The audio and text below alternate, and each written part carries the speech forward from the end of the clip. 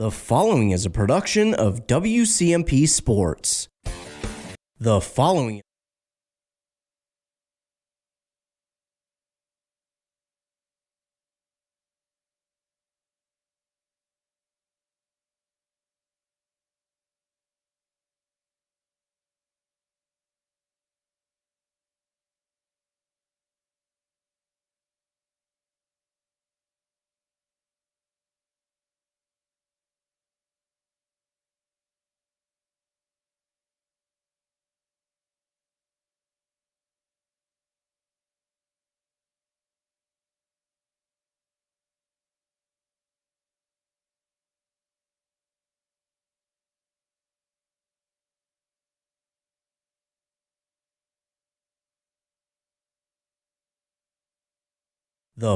is a production of WCMP Sports. It's time for girls playoff basketball action here on WCMP. Today we'll see the Pine City Dragons getting set to battle the Kimball Cubs. Tip-off is coming your way shortly, but now we send it out to the court for the pregame.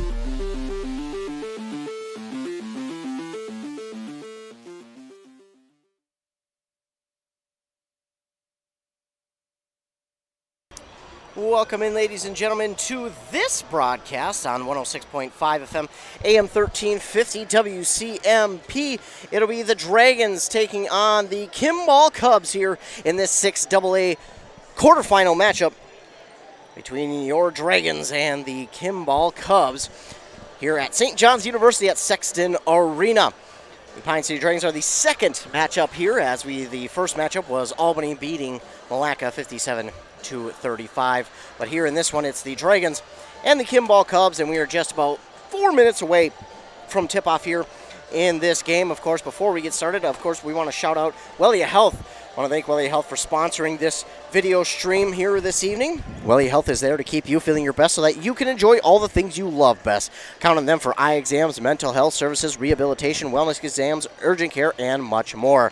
Schedule by calling 320-679-1313. I'm Ethan Game Day Gilman. I'll be calling the game here from Sexton Arena at St. John's University, and joining me in just a moment will be Andy Beckstrom here as we get started, or getting ready to start this second 6AA matchup between the Pine City Dragons and the Kimball Cubs. As I mentioned before, Albany defeated Malacca 57-35, but this one should be another good one. It was a good one there in that first half for Malacca, but unfortunately they fell short there in that second half, and again, it should be another good one here in this one as the Pine City Dragons get set to take on the Kimball Cubs. As we take a look at this section of 6AA, it's been a fun one. Section 6AA might be the toughest section out there in Class 2A, and we are now joined by Andy Beckstrom. And Andy, that first matchup, and man, was it a good first half for Malacca. Couldn't get things rolling in the second half the way they wanted to, but they definitely they played so hard against number one seeded Albany. But this section in it of itself, as I mentioned before, probably one of the toughest out there in Class 2A. Oh, absolutely. I think it's one of the deepest, whether it's the toughest, whether the champion comes out of here or whether anything like that happens, it's going to be a tough out no matter who ends up coming out of here for state. But it's just a deep section. Everybody is so good. You move all the way, to different squads, Kimball, Pine City, Malacca, Albany. Like, nobody is really just a shoe-in. You can't just walk your way through this section at all. There's a lot of really talented teams. You even get to, like a Malacca, Albany, like that type of situation. You look at the other side, you still have teams like Holding Ford and Sauk Center, Royalton. Like, there's still a lot of really, really good teams all the way up and down the line, and it's just a gauntlet to try to be able to come out of it. And it's something that, it says a lot about, the way that the players, are in this area, and really the way that teams have been able to develop their talent. And, you talked a little bit about, Malacca standing up to one of the top teams in state in Albany, and that's something that that Coach Dalby spoke on a little bit, that like that. Let's not back down. Like, they're very familiar with them. They've played them a bunch of different times. Let's just go ahead and get after them. Let's go ahead and see if we can make something happen.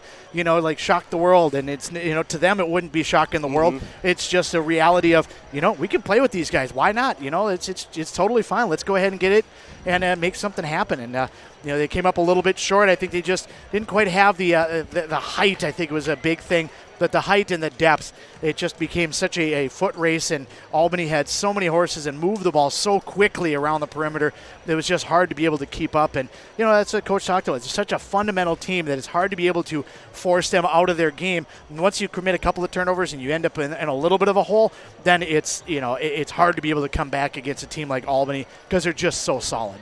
They really are. And as we prepare for this game between Pine City and Kimball, this should be a fun one as well. These two teams, the 4 and 5 seed here this year. Pine City bringing their big 3 back that they were hoping for last year. Unfortunately, Sophie Latti was out. She's back this year, and man, is she a weapon for the Pine City Dragons, and they'll look to use her as much as they can. As we are about to get our starting lineups here in this one, the Dragons will be the technical home team here as they are wearing their green home jerseys. The Kimball Wolves wearing their white away. And for the Kimball Cubs, it will be number 11, Olivia Mortensen, number 13, Allison Leather, number 15, Ellie Keschel, number 23, Haley Arnold, and number 45, Kristen Hilbert. On the other side for your Pine City Dragons, of course, it'll be the usual starting lineup. Number 3, Ella Sell. Number 5, Sophie Latti. Number 10, Summer Thiemann. Number 12, Carly Jusak. Number 14, Chloe Lind. Those are your starting lineups here for both of these teams. And the Pine City crowd, we talked about a lot of blue coming in here, Andy. That Pine City crowd seems to be a little bit louder. Well, I think that was something I mentioned, that we've seen a lot of blue trickle in here. I think as soon as the previous game got done, they must have all been waiting in the lobby because they have definitely come to support their Dragons. And there's a ton of people on this sideline right in front of us that are excited to get this game going. They really are, and that going to be a huge help here for the Dragons. Of course, as much as you can make it a home game, the better for any team playing here at St. John's University. Of course, some of the teams we talked about in this section, a little bit closer than others, but for Pine City, they're trying to make it as much of a home game as they can here, and they've got their fans out in full force here this afternoon. As we got their starting lineups, we're about to get started here in this Section 6 AA quarterfinal between the Pine City Dragons and the Kimball Cubs. And, we talked about something on the way up watching this team. They're a very good team. They're going to have their hands full with Kimball, but it all comes down to kind of how you start. And starting has been such a big thing here this year, it seems like, for basketball especially. But the way you get started here in a game feels like it has a big impact on how the game goes throughout the entirety. For Pine City, I talked with head Haas a bunch in the post game, and he has talked about how his team may not have gotten off to the best starter. They don't get going the way they want to, and just how his team has kind of persevered and came through at the end and has just done what they needed to do to get the win. But he says they definitely need to improve, and one of the things that he hopes they got out in that first game was the playoff jitters, and I can't imagine that it gets any easier as the playoffs go along. But if you're Pine City, I think one of the biggest things to do is try and get those out early, and I gotta imagine building confidence early on is a huge key in getting going here in the playoffs. Well, and I think that's you're nailing that right on the head. That you got to be able to kind of settle in and be able to get used to kind of what that feeling is like playing in this type of situation. And that's one of the things we talked about in the first game, is how Malacca going to be able to withstand that initial punch that Albany's going to throw at them. Mm-hmm. We'll see who delivers the first punch here tonight. Lyndon Hilbert will be at center court for the tip-off. It is won by the Cubs. It's Keschel who has it. She'll take it off near side. She'll look inside now to Leather, and Leather looks one way, almost traveled, but kept that foot on the floor. Arnold for a long three. That's going to be no good. And not surprising that Lind is going to be right there near the ball for a jump ball, as a possession arrow favors the Dragons. And again, we talked about the big three before: Sophie Latti, Chloe Lind, Carly Jusak, 2 seniors and a junior in Jusak. But they are going to be all around the ball in rebounds I'm going to say right now, are going to be a huge key in this game, because if Pine City can get the rebounds, I think they'll have an advantage here in this one, as Summer Thiemann is going to be double-teamed. She bounce passes it with both hands to Sophie Lottie, but an early turnover there is taken away by Arnold, and we get a steal, but it's going to go out of bounds. That pass a little ill-advised, trying to get to Mortensen up the court. It's just past her reach, and the ball will go back to Pine City. So a huge break caught there by Pine City. They turned the ball over early, but then all of a sudden a pass that's a little too far in front for Kimball leads to Pine City getting it back. And that's something it looks like Kimball's going to try to set the tone early, try to set that pace and establish things on offense, try to be able to push that basketball, try to trap and be able to force the guards into passing the ball long distance. And one thing for Kimball that I got to say, if you're going to try and double team, well, there's evidence as why. If you're going to try and double team Pine City, you're going to leave someone open on the perimeter, whether it's Sell, Jusak, Lind, Thiemann, Lottie. They can all hit from three. They can all hit from anywhere on the court. So you got to be careful when you're trying to trap, because Pine City, they do a great job of making sure that they get someone open from, oh my goodness, perimeter, and nearly a steal there for on Pine City. But Lynn shoots the ball, no good, trying to get her own rebound, but can't pull it in cleanly. It'll go out of bounds off of her foot. So again, I mentioned rebounds going to be, I think, a huge factor in this one, because, again, Pine City, they get those big three around the ball so much. And Lind and Jusak and Lottie, man, when they get by the ball, it's not easy to get the ball away from them. So the Kimball Cubs turn it over as that pass inside goes off a fingertip, and it's stolen away by Sophie Lottie, struggling with the ball to keep it ahead here. And right now it seems like the Dragons got a little bit of those jitters we were talking about. Well, I think that they're trying to force things a little bit. I think they want to try to deliver that punch, then they're being a little bit it's good to be aggressive, but you can be too aggressive sometimes, and I think that they're kind of pushing it a little beyond what they have.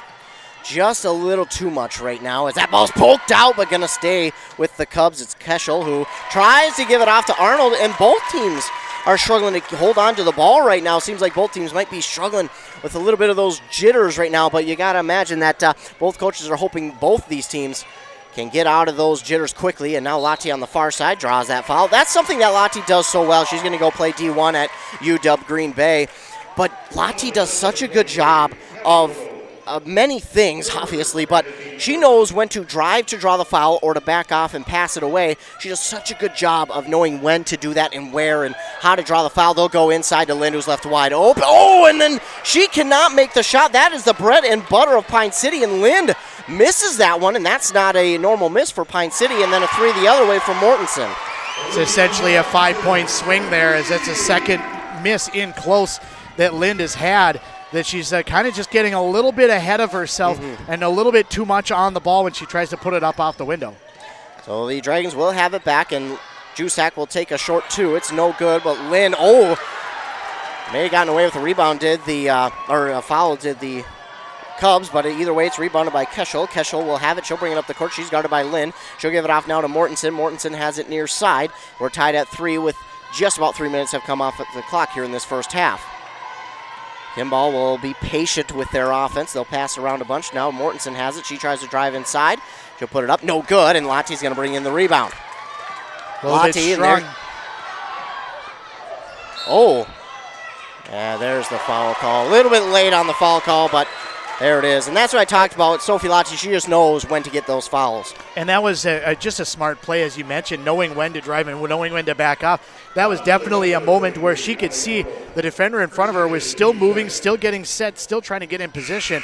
And so you just go ahead and attack. You go right at her. You force her to try to be able to get in front of you or let you get the easy lay-in.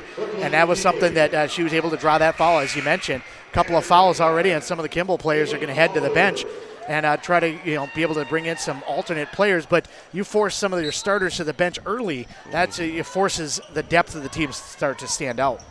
And the Dragons will just inbound it here, and Jusak tries, and she goes off of the side of the backboard, and it goes up the court now to Keschel, and her shot is up no good. Lynn comes the other way and takes it on the rebound, and back up the court now for the Dragons. It gets to Carly Jusak. They're going to try and get her going from three, but that comes up well short, and it's rebounded there by Brooklyn Keschel.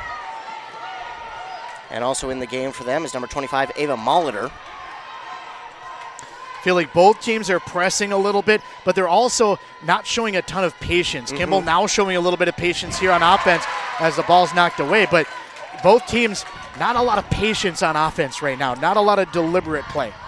Yeah, there seem to be just rushing things ever so slightly, as now Kimball tries to drive inside. They've been looking for that shot all night. It hasn't worked, as Jusak will get a rebound there for Pine City.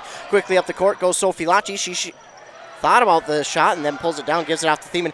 And that's something we talked about earlier in the previous game with Malacca, is that three is a little bit further out on that blue line, and that kind of messes with their footing and placement setting up for three. Yeah, if you're watching on the YouTube feed on online, you'll be able to see the court. You might be able to see the light blue line, but the dark line is a red line. That's going to be a women's college three. That's actually still another 6-8 inches beyond the regular three that high schoolers are used to. And sometimes you may not see it when you get the ball and are shooting it, but at the same time, when you're setting your feet, getting ready for it, you're maybe not taking that extra step that you normally would have. And it seems like that's kind of what Pine City has done so far here in the first half. We've seen Jusak and other players miss from three, and it just seems like they're not getting that step closer that they could, as now they'll give it inside to Jusak, now to Sell on the near side for three. That's just off the mark. Lynn, though, with the rebound. And gives it out to Sophie Lachie. That's going to be a men's college three. That's no good. Rebounded there by Molitor. And again, just not getting close enough. Now, it's not that they can't hit from there. That's not what we're saying, as we certainly have seen it. As we get a two there, I believe that's Keekley for two to make it 5-3 in favor of the Cubs. So I apologize, I've been pronouncing that last name wrong, but Keekley, so like Luke Keekley. I like it. And that shot, no good, but Jusak was fouled, and got to find some way to remind myself how it's pronounced. So to your point, though, yeah, it's not a matter of, especially like a player like Chloe Lind or like Sophie Lachie can definitely hit it from that distance, but it's more a matter of routine. It's a matter of what you're used to. If you shoot 10,000 free throws and then you move the free throw line back 6 inches, you'll miss the next probably 500 just because that's not what you're used to. That's not what the rhythm is. That's not what your, the process is for your hands, for your feet, everything. You got to put a little more into it, and then you start pushing it a little bit more.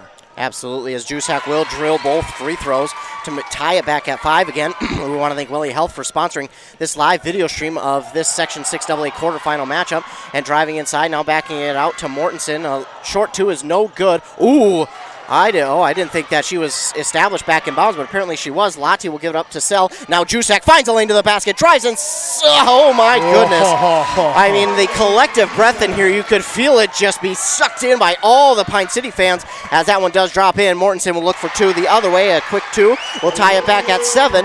And now it seems to feel like both teams have gotten into a little bit of a rhythm, even though it's just 2 points by each side. But it does feel like maybe something might be rolling as LSL far side three. That's going to be no good. Easily rebounded that time by Keekley. Keekley will take it up the court. She's one-on-one with Summer Thiemann. That shot is no good. Oh, it's going to go out of bounds off of Jusak. And Summer Thiemann did a great job of just putting her hand near the ball. She might have gotten a hand on it, but she didn't do enough to draw the foul. She just did enough to get Keekley off of her shot a little bit to force that miss. But unfortunately for the Dragons, Jusak did touch it last for Pine City. Ooh. Lachie does not agree with that foul. That was close. I think either way it would have been okay called, but it's going to be called this time on Sophie Lachie. Yeah, you don't want to see Lachie pick up too many fouls. It's just her first, but that's definitely something we kind of keep an eye on a little bit, is any type of foul trouble. But really nobody except for I think one of the Kimball players has 2 that's on the bench at this point. Yes, Haley Arnold has 2, and you can see Kimball trying to slow things down here. While they do slow things down, get a quick read from Wellia Health as a 3 here is going to, it banks in. I don't think she meant it even to go in per se, but Brooklyn Keekley drops it in from 3. Again, I think she was just shooting it towards the basket to hopefully get a rebound, but she gets it to fall in. Now Lachie will go the other way, take a shot from long 2 from the free throw. Oh, is her head not out of bounds? I mean that's what he's pointing at right there. Yep. And so Kimball had the rebound. Her hair and head were definitely on that boundary line by a good half a foot. So Pine City will get it back. They will inbound it to Jusak, and now out to LSL, now to Sophie Lachie on the far side. She's quickly double-teamed inside to Jusak, and she'll look for the hook shot that falls in for 2 from Carly Jusak. That is, again, the bread and butter play from Pine City. They will drop it into Jusak or Lynn, and they will spin around for 2. And if they can't, they'll back it out to somebody for 3. 10-9 is the Dragons' deficit with 10:50 to go here in the first half. On that Embrace Orthodontic scoreboard, Keekley, late foul call, as it is the right call, but That's unfortunate. Lottie had an easy rebound, and unfortunately now instead of a Pine City possession, it's going to give it to Keekley for 2. Lynn tried to reach in to be able to get the block on that one, and sometimes you'll see that with taller players try to get a block on a shorter player, but it's body control is really what it's all about. Is you can get your hands out there, but if you try to put your hands straight up and block it, you end up moving your hips and your whole body into the other player. Well, luckily enough, Ellie Keekley, for Pete's sake, she does miss the first. Just Ellie? Is that? I might have to. Now we're going to get a timeout here from Pine City, but right before they did, we got a substitution in there for Kimball. That's Alexa Myers. That's an easy enough one to say. Myers will check in here for Kimball, and we get a timeout here by Pine City. While we have a moment, let's thank Wellia Health for sponsoring this video broadcast. Wellia Health is here to keep you feeling your best so that you can enjoy all the things you love best. Count on them for eye exams, mental health services, rehabilitation, wellness exams, urgent care, and much more. You can call them at 320-679-1313. Also, they're helping student athletes shine. Sports medicine services from Wellia Health offered at all 3 locations, Mora, Pine City, and Hinckley.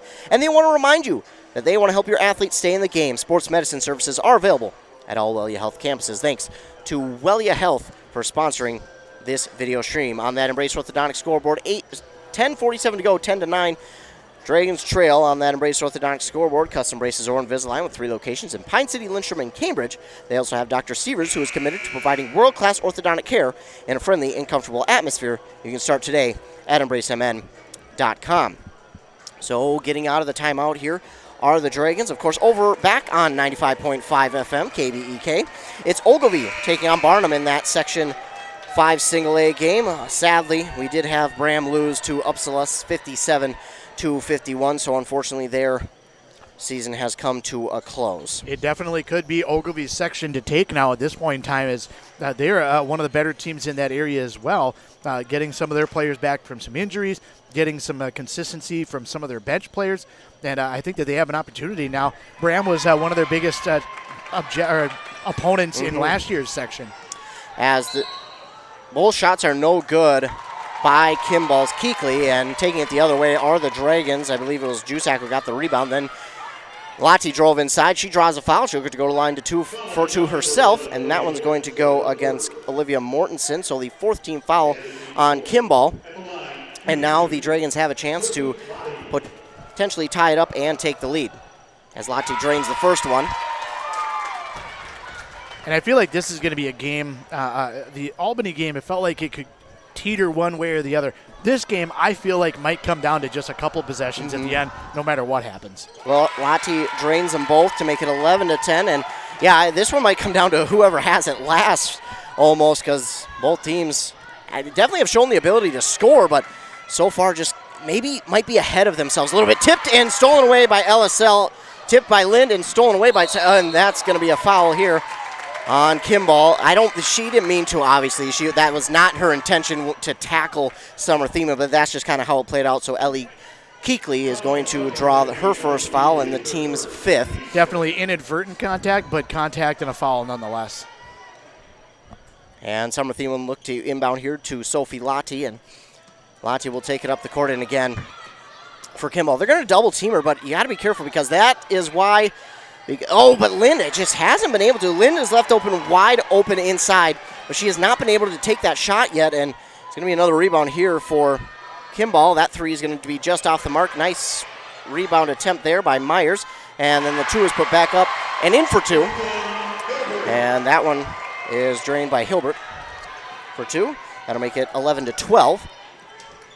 And again, if you're Kimball, you want to double team the best players of Pine City. A college 3 from Sophie Lottie is drained to make it 14-12. But again, you double team anyone on Pine City, that opens up anyone else one-on-one, and Pine City 9 times out of 10 going to take that shot. Well, and that's what Pine City wants to be able to have. They want you to force one player over there because they can exploit that on the other side. They'll drive inside and give it off to Hilbert, and she'll just lay it in for 2. Kind of taking a page out of Pine City's book are the Cubs right now, just giving it inside to Hilbert and letting her drain it for 2. Beautiful passing here by Pine City, and another foul on Kimball, and that'll be the team's 6th, and all of a sudden, not even at the halfway point, Kimball has 6 fouls now, 1 more. That sends Pine City to the line for a 1-and-1. Yeah, you definitely got to keep an eye on the foul starting to mount on that side. Checking back into the game for Kimball is going to be number 23, Haley Arnold. She has 2 fouls already, so you see the fouls start to mount up, and they're bringing in a player that already has 2.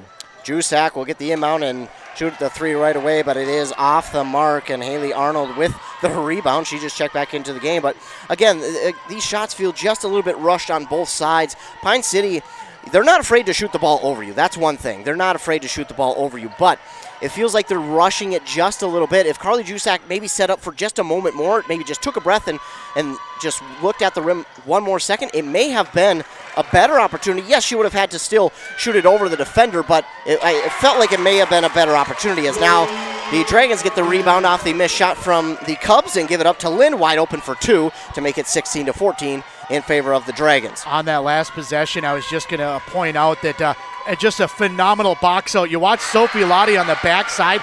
She is boxing out like one of those kind of college players that you love to be able to see, being able to just deny whoever it is with the basketball. As we get a travel now in the front court, is Kimball still pushing on defense, and Pine City just not settling in. I think that's the way that I'm going to put it. Is like maybe rush, but not settling in. Yeah, and that's what Ted Haas has spoke about before. He spoke about it on Thursday after their game against Rush City. They really didn't settle in, and until that second half. And when they settle in, man, they're a dangerous team. But right now, just not.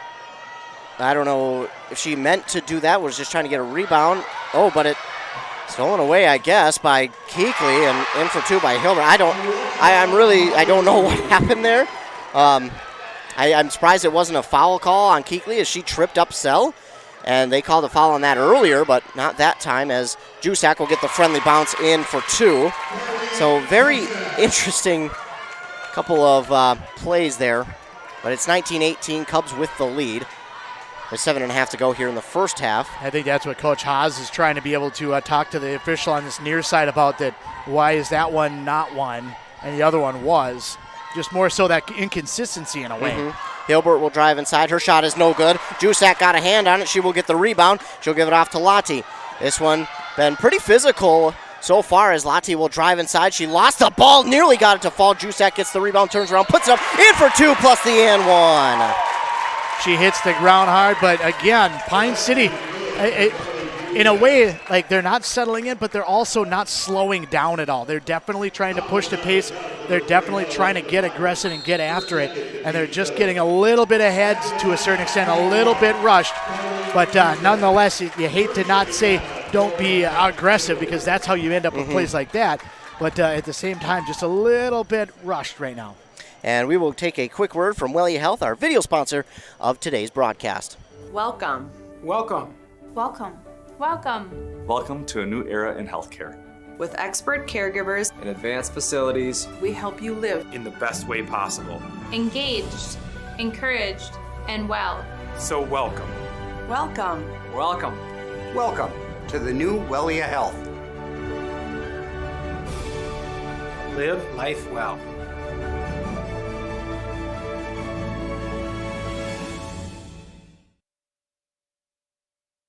Back here on WCMP 106.5 FM, AM 1350. Thanks again to Wellia Health for providing the video sponsor of today's broadcast. Wellia Health wants to remind you that they want to help your athletes stay in the game. Dr. Mullen and his staff are available at all Wellia Health campuses. 20-19, Dragons lead on that Embrace Orthodontics scoreboard. 7:04 to go. Jusak gets the three-point play.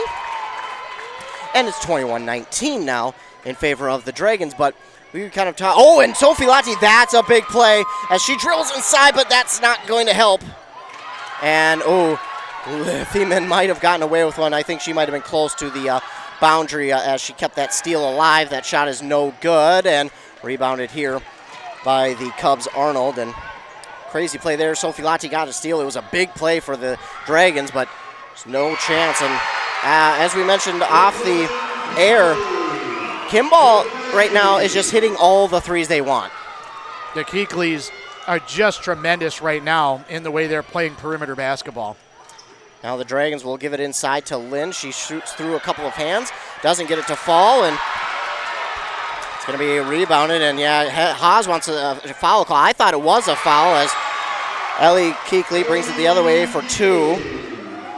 And I thought it was a foul there that they didn't call, but they did not agree, and it's 24-21. A three from LSL is no good. Lind with the rebound.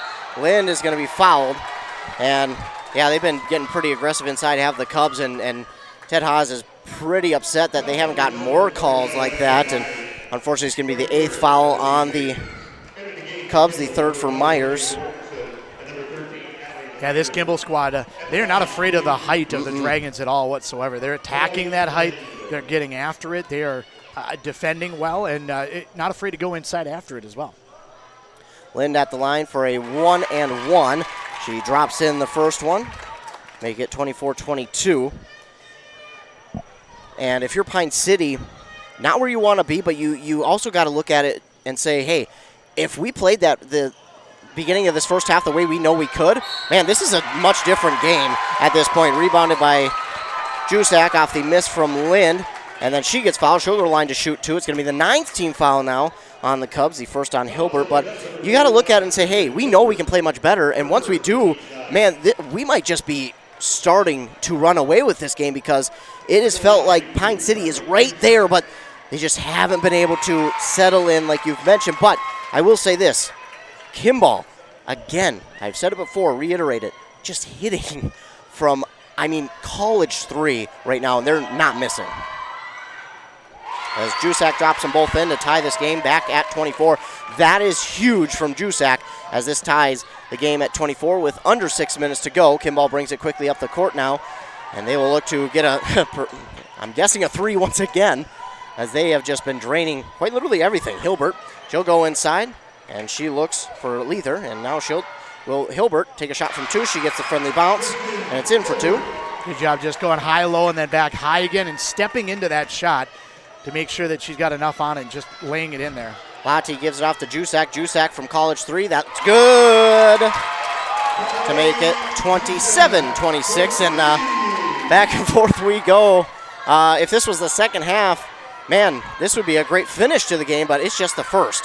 And another, almost a backboard three, but this time no good. And the Dragons catch a break. Sophie Lottie with the rebound. She's going to push the pace. She gives it off to Jusak, left alone, inside, no good on the first shot. Gets the rebound, drops it in for two. And, for Pine City, yes, they got the rebound there, but that's got to be a little bit of concern that they're not getting those twos wide open underneath to drop in. As Jusak gets the steal, it's going to go out of bounds off of a Kimball player.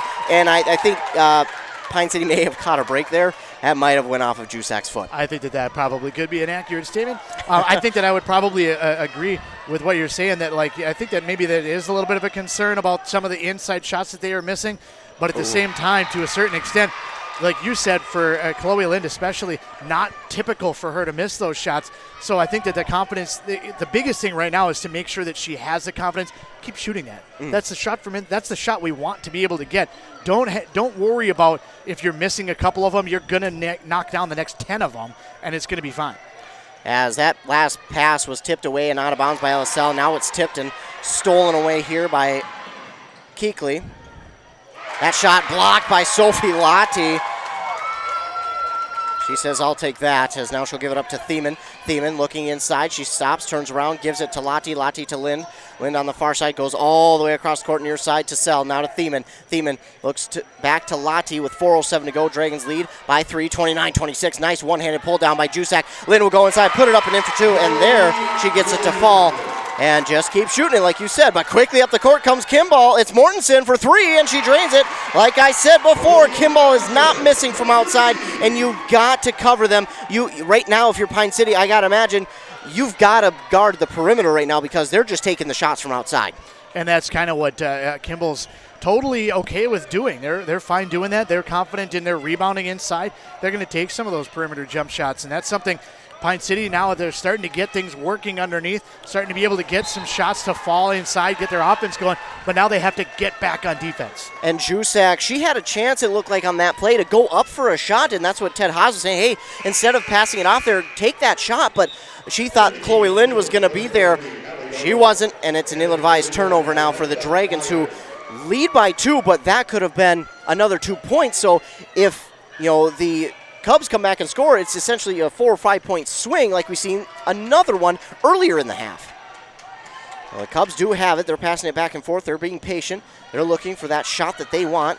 I love this defense for Pine City. They're dropping into a 1-3-1. You got Lind at the top to be able to knock that ball away and create some turnovers. Oh, it'll stay with Kimball.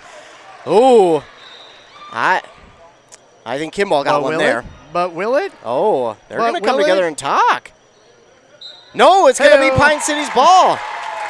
So Kimball was the last. It was close. I wasn't sure, but it is going to be Pine City's ball, and that's what you got to love the refs, that they come together, they talk about it, they take the second to say, hey, here's what I saw, what about you? And then they decide from that, and you got to give a ton of credit to the referees for doing that. As Absolutely. This pass gets over to Lottie. Didn't mean to interrupt you there. But, yeah, just a ton of action here in this one. Blink an eye, and and there's another steal. It's Ellie Keekley to the basket for 2. Ellie Keekley has been incredibly impressive for this Kimball squad tonight. She has been all over the place. The Brooklyn Keekley has been really good as well, but Ellie Keekley, you can tell she's the floor general for this squad. Everything kind of flows through her. Even on the defensive end, she has got her hands in the lane all over the place. Ooh, Lottie, there probably should have been a foul call somewhere on her, but no good on her shot. She gets her own rebound, gives it off to Lynn, and she drops it in for 2. And you see that Keekley's not afraid to body up and go after Lottie. You say, give me that matchup. I want it. She is inviting it.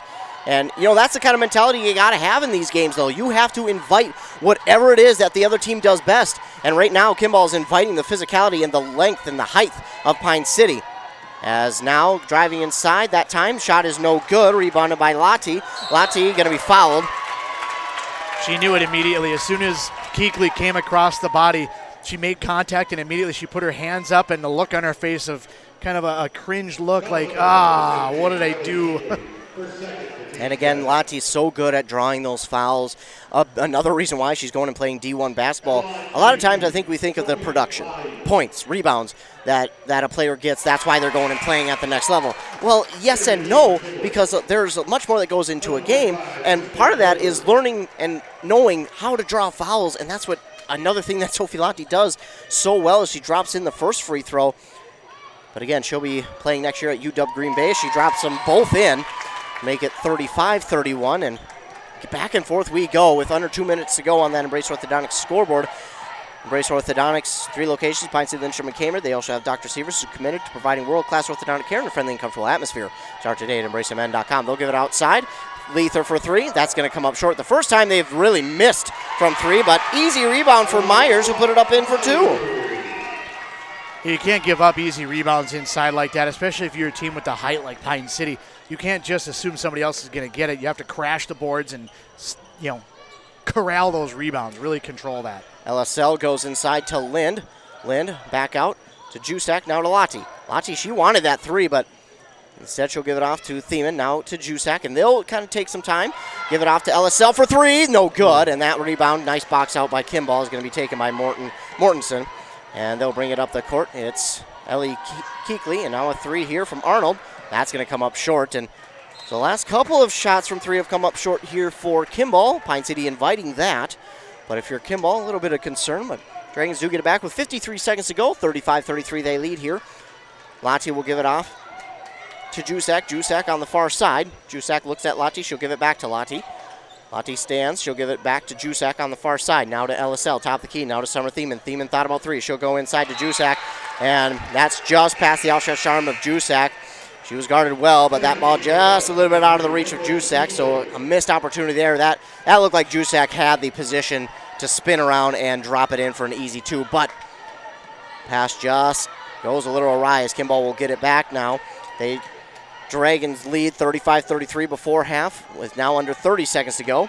Jusak guarding Hilbert. Hilbert puts a shot up. It's no good. Jusak with the rebound. It's a really good move by Hilbert, even though it didn't drop. That's a really good move to be able to push one direction, feel where the defender is going, and then go the other way.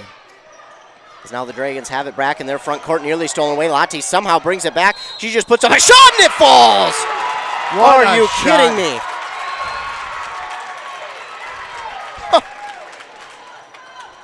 That was just a desperation heave. Just nowhere to go with it. I may as well toss it at the basket and see what happens. Concern now for Kimball, though, as Ellie Keekley picks up her 3rd foul. Third foul. There's about 5 seconds left, so we're moving to the second half. But nonetheless, that is definitely something to kind of monitor as we work our way into the second half. Yeah, Keekly's been, as you mentioned, the floor manager here, and they'll give it off. No good on the final shot, so Pine City ends the half on some momentum, and it's from Sophie Lotti. Dragons lead at halftime 38-33. So the Dragons get a little bit of momentum going their way as we head to half. Of course, we want to thank Wellia Health for sponsoring the video broadcast of this game here in Section 6AA. The Embrace Orthodontics scoreboard shows Pine City up 38-33. They're helping you find a smile you'll embrace forever. Also, your customized smile journey starts with a free consultation. The team at Embrace Orthodontics wants to make your journey as seamless and convenient as possible with custom braces or Invisalign. Find out more at embracemn.com. Again, thanks to Wellia Health for providing the sponsorship for today's live video feed. They are a supporter of their local high school athletes. They want to wish all the girls good luck in the 2023 playoffs. Welcome. Welcome. Welcome. Welcome. Welcome to a new era in healthcare. With expert caregivers, In advanced facilities, we help you live. in the best way possible. Engaged, encouraged, and well. So welcome. Welcome. Welcome. Welcome to the new Wellia Health.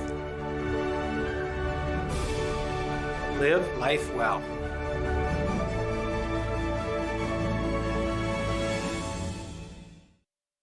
A&W Restaurant Pine City is still making fresh root beer, that signature item since 1919. It's still made fresh and on site with real cane sugar and a blend of secret ingredients. It doesn't get any better than this. Their world-renowned A&W root beer is a classic treat, and they can top it off with creamy vanilla soft serve to be known as the famous A&W root beer float. Now that's smooth, tasty, and refreshing. An American iconic A&W root beer float. It never tasted so good. A&W Restaurant Pine City. Come grab your root beer float today.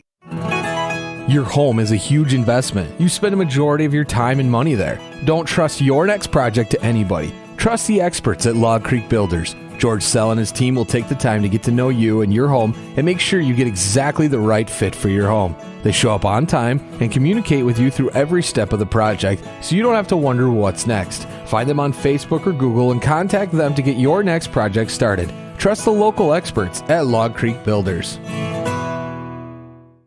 Maxwell Southern Barbecue in Pine City is now hiring, but owners Dennis and Maggie wanted us to give you the job hazards up front, so here it goes. Working at Maxwell's may cause severe envy of seeing the joy on customers' faces. The smell of slow smoked brisket, ribs, chicken, and pork may cause euphoria. Cooks may experience, quote, mean mugs and jealousy from cooks that don't work with a barbecue pitmaster. But the good news is Maxwell Southern Barbecue is now hiring cooks and wait staff. Apply in person today or log on to maxwellsouthernbbq.com now.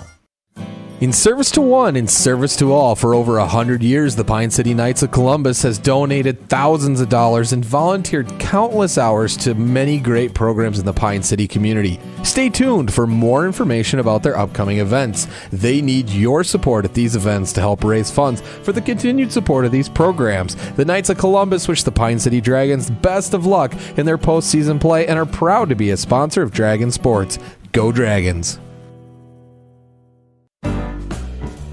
Keep your home or business comfortable this winter by getting a furnace tune-up from Dale's Heating and Appliance. A tune-up from Dale's will keep your furnace running at peak efficiency so you can stay warm all winter. And Dale's offers financing on new heating systems as well. Your hometown heating expert is Dale's Heating and Appliance. Avoid costly repairs and call Dale's Heating and Appliance at 320-629-3531 or find them online at dalesheatingandappliance.com. dalesheatingandappliance.com. The VFW understands the unique bond you share with other veterans of overseas conflicts, because they too have been there. The VFW has been the nation's leading veteran service organization in the fight to better the lives of all those who've worn the uniform of the United States military. No matter which conflict called you to service, the Rush City VFW invites you to join them, and your first year is free. Stop into the Rush City VFW and ask how you can put your boots back on the ground here at home. Back here on 106.5 FM, AM 1350, your home for tonight, or this afternoon's girls basketball matchup in 6AA quarterfinals here as the Dragons lead at halftime 38-33 over the Kimball Cubs. Also thanks to Wellia Health for sponsoring the video broadcast here in this one, Wellia Health. sponsoring that video broadcast on our YouTube. Thanks to them, Wellia Health is here to keep you feeling your best so that you can enjoy all the things you love best. Count on them for eye exams, mental health services, rehabilitation, wellness exams, urgent care, and much more.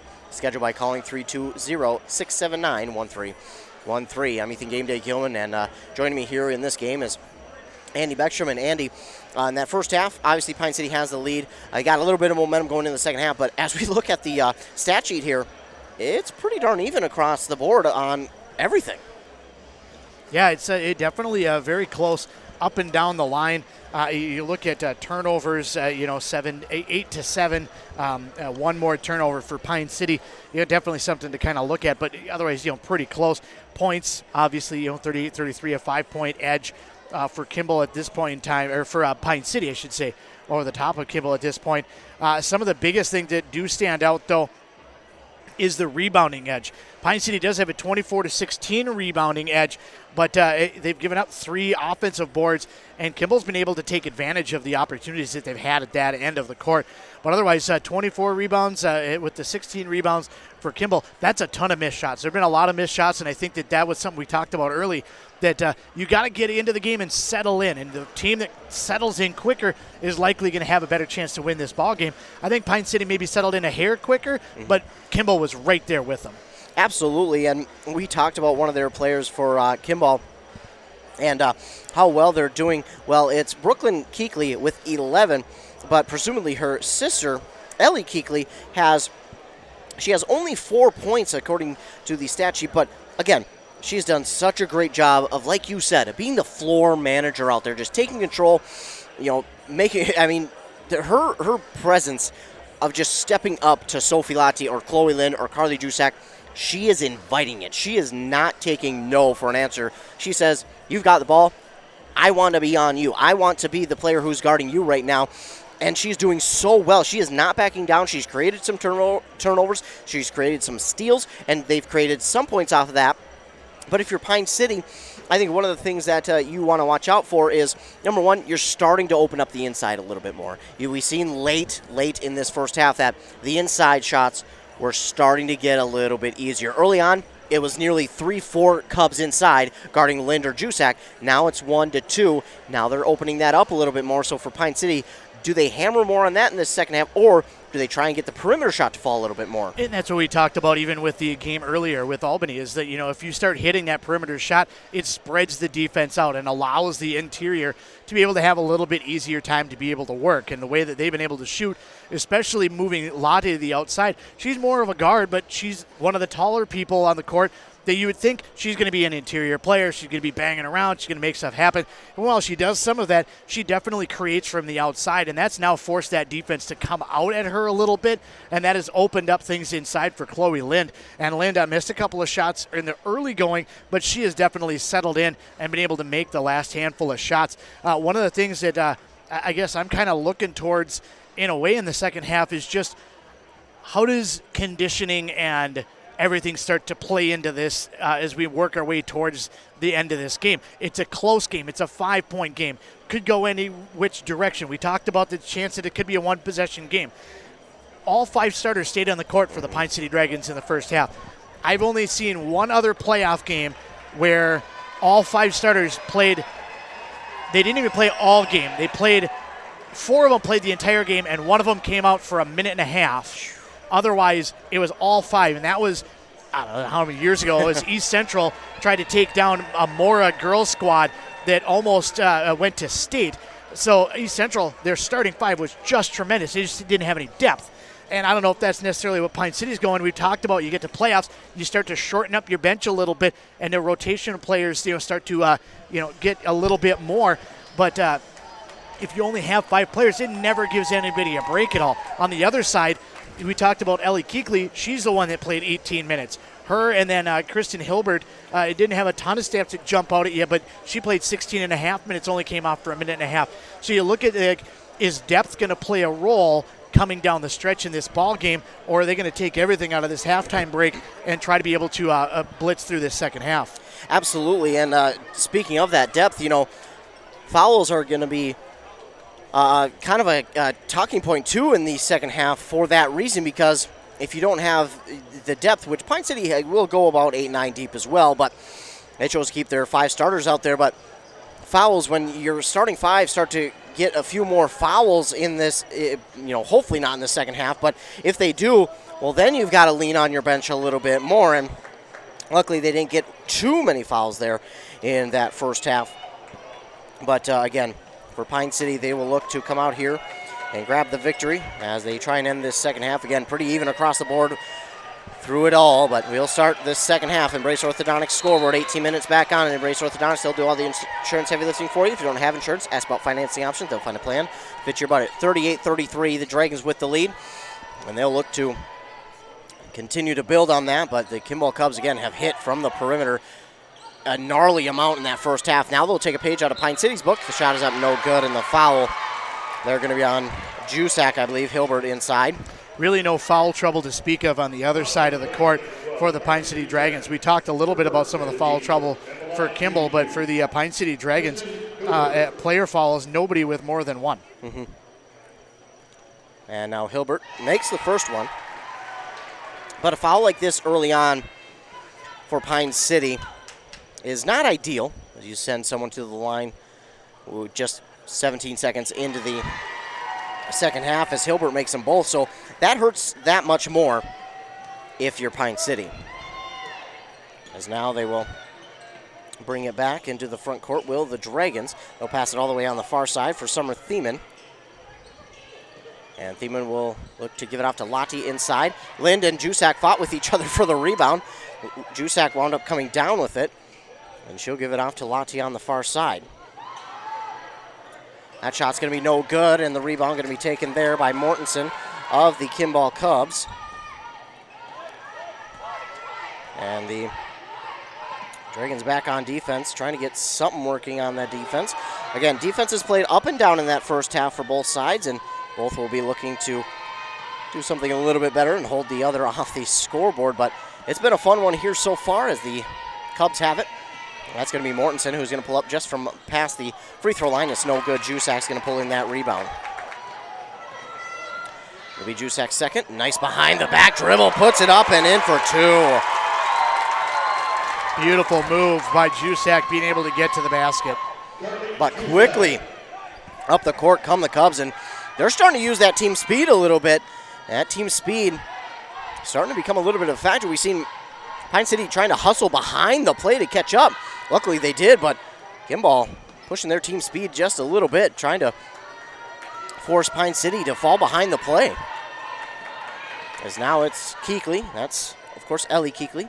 She'll give it off now to Arnold. Arnold with 3 fouls, as is Keekley. She'll drive inside, put up the shot. It's blocked and knocked away, taken away by Sophie Lottie.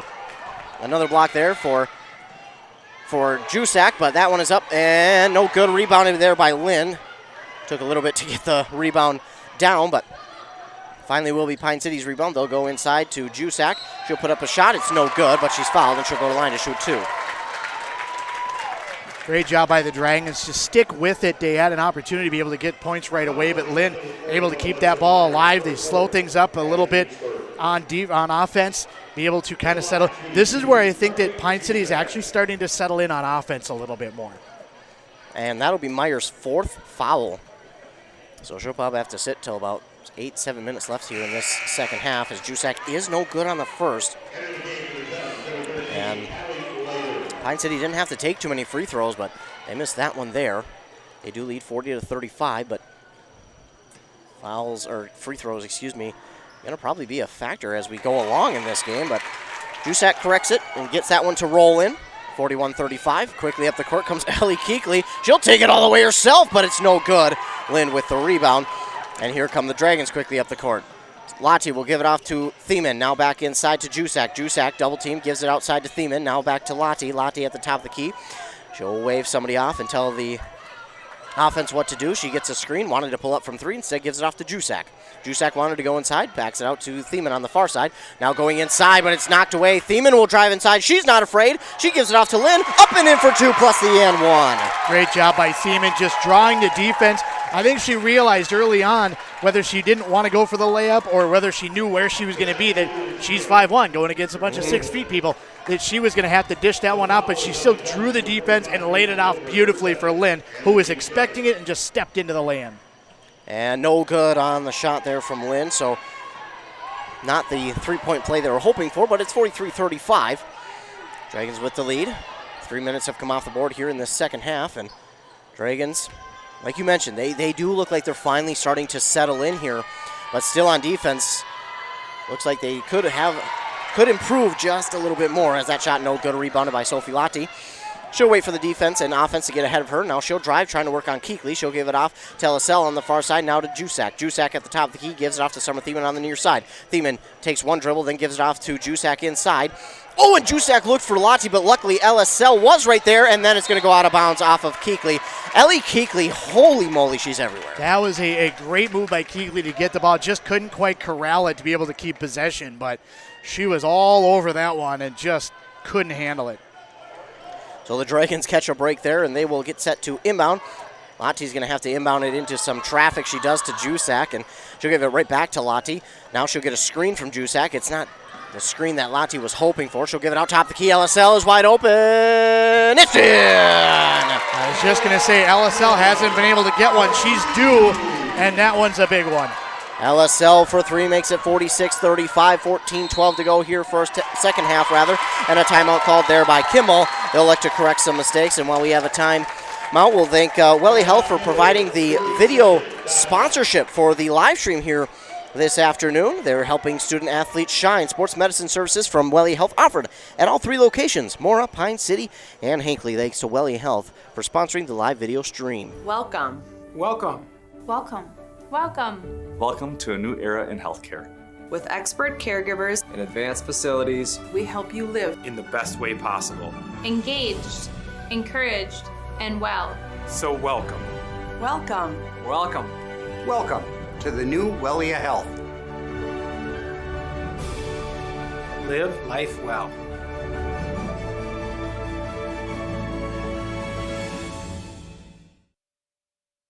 Both teams back onto the court after that timeout call by Kimball. That is only their second, so they'll be left with three. They will get it inbounded here, and nice movement of the ball, but blocked from behind by Lotti, even though Lether is going to get her own rebound, but that shot is up no good, rebounded by Lotti. That looked like a key opportunity for Kimball. A great job by Pine City and Sophie Lotti to come from behind, knock the ball out without getting a foul. Still being aggressive, still getting after the ball. They could have easily just let that one go and not risked it getting a foul, but they don't really have a lot of foul trouble, so go ahead and be aggressive. That shot is missed and rebounded by Arnold, not easily though, and this one will get off now to Lether for two, her first points of the game. Great job there again. Ellie Keekley just drawing the defense. She put her head down and raced up court, drew the defense to her, and then laid it out for the easy lay-in. And again, Pine City could not get all the players up there in time, as that one is stolen away. And that is by Olivia Mortensen. And a two the other way, no good. A foul here on Pine City. Ellie Keekley has been just impressive for this Kimball squad. She is not slowing down. She's been out there the entire night. She almost looks gassed already, but she is definitely, as soon as she gets the ball, she is looking to push every single moment she has. And it is the second foul for Carly Jusak. And again, probably not the girl you want to foul is Ellie Keekley right now. As again, she may not have the points that everyone else does on the board, but man, is she just playing so well. As she does make the first free throw, but right after that we get a timeout here by Pine City. So while they take a timeout, we'll take one as well. Here, a quick word from our fine sponsors. The mushroom melt is back at A&W. How does this sound? Sautéed seasoned mushrooms and onions with melted Swiss cheese on your choice of a juicy burger or grilled chicken. Then add golden french fries and a medium soft drink. It's the mushroom melt and fries combo at A&W. Now, top it off with a classic A&W root beer float featuring vanilla soft serve and made fresh root beer, all in a frosty mug. Or how about the A&W root beer freeze? Signature combos and delicious treats always at your local A&W restaurant in Pine City. Back here, 106.5 FM, AM 1350, WCMPradio.com, live with a video stream thanks to Wellia Health. And in this one, the Dragons lead 46-38, but it's been a battle here between these two teams. Even though Pine City does have an 8-point lead, it doesn't feel like an 8-point lead whatsoever. No, absolutely not. It definitely feels like a one-possession game. It's still close. It's not out of range from anybody, but at the same time, definitely feels super close. And we talk about Ellie Keekley, as she has been just all over the place. She's at the line. She made her first free throw. And this one a little too strong. No good. Rebounded there by Jusak. Dragons will bring it up the court for Chloe Lynn. She wanted to drive inside, but she's cut off to the basket. Now give it off to Jusak. To Summer Thiemann. She thought about three. She'll drive inside. Gives it off to Lynn. Lynn pulls it down. Gives it off to Elisa. Oh, I was a little premature on that one. That shot is no good. And halfway down and halfway out with the call. Yep. So that they're going to get a foul here on Jusak, her third. Looks like we'll get our first substitution of the game here for Pine City at some point. Piper Metling looking like she will be the substitution for Pine City. That shot up and in for two. And that one right there, you could definitely see Jusak kind of laid away on that one as the move made to get to the basket by Hilbert went right at the rim and right at Jusak. Now it's stolen away, though. Knocked out by Thiemann, and who else but Ellie Keekley. A steal and makes it to the other way, and all of a sudden the momentum that was once held by Pine City is gone. It's now 46-42. And that's what we talked about, that it seemed like it was much closer, and it's not a one-possession game, but it almost is. Carly Jusak looks to end the run. Not going to happen that time. It's rebounded by Haley Arnold. Quickly up the court go the Cubs, and nice job there by Mortensen, waiting for Lati to jump and miss, and pulls it down and puts it up and in for two. And now it almost looks like Pine City kind of did in that first half. They're just not settled in like they once were. They'll go back inside to Lind. And is this a point in time where you try and go back to your bread and butter plays like we just seen, even though it was a miss and a rebound by Hilbert? Absolutely. I think you got to try to get back to what got you here. But all of a sudden, Pine City's defense just not being able to catch up with the Kimball offense. I mean, they're just nowhere to be found right now. Well, and on that last one, they were looking for the foul underneath, and while they were looking for a foul, Kimball was running the floor getting points. So in this game, I mean, in any game, really, you can't sit and wait for a call like that. You got to get back on defense, especially in the playoffs, because even if there may have been a call, should have been a call, the other team isn't going to wait. Yeah, it doesn't matter whether you think there should have been a call. If there wasn't one, if the whistle didn't blow, they always say play until the whistle. You didn't hear the whistle, doesn't matter what happened. It doesn't matter whether you think it should be. You got to get back on defense, and right now Kimball is exploiting that fact at the other end. So Pine City tied now at 46, 11:23 to go here. And it's been 10 points, and the last 8 have been in a matter of 35 seconds. You look at a player like Ellie Keekley, she's taking, this is one of the things, it's one thing to play the entire game, and granted the entire Pine City roster, except for right now, has played the entire game to this point, but for somebody like Ellie Keekley, you're not laying off, taking the other, you're taking the top player, you're running the offense, you're doing all of the things all over the court. Piper Metling does check in for Carly Jusak, and Lynn wanting to go inside to Lati, nearly stolen away. Who else? It's Ellie Keekley. Was just a little late getting there on it. And no whistle. I was surprised they didn't call a whistle for a jump ball that time. That ball is going to be out of bounds, though. Ellie Keekley.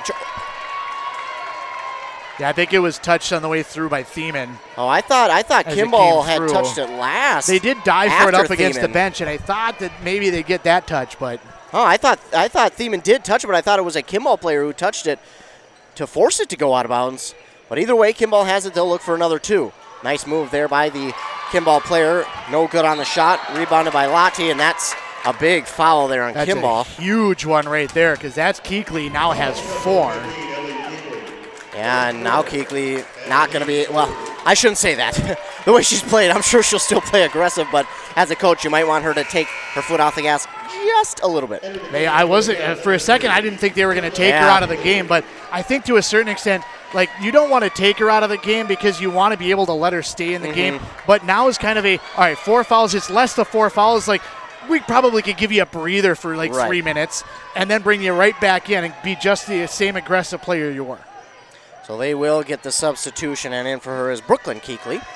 As now Lottie has it. She gets a screen from Lynn. Lottie trying to drive inside. Gives it off far side to Summer Thiemann. She pulls it down. Gives it to LSL. Now to Piper Metling. Piper Metling near side corner. Does not take it. Gives it off to Thiemann. Thought about it pretty hard, though. She did. Inside to Lottie. No, just too hard on the layup. No good. Rebounded by Hilbert. And it has just been a little bit off here for the Dragons. After that 12-minute mark, it has just been all Kimball. Right now, the Dragons need something big to go their way. This one inside, and Lynn got there late. She got screen on the down cut, but then just never fought through it and never went inside. Oh, boy. You talk about big shots. Mortensen just hit one. And I don't know if that's just tired legs. We talked about the conditioning, less the conditioning, but just like, are you going to be able to stick with the entire ball game? And, yep, that's on Pine. This is a Pine City team that is just gassed right now.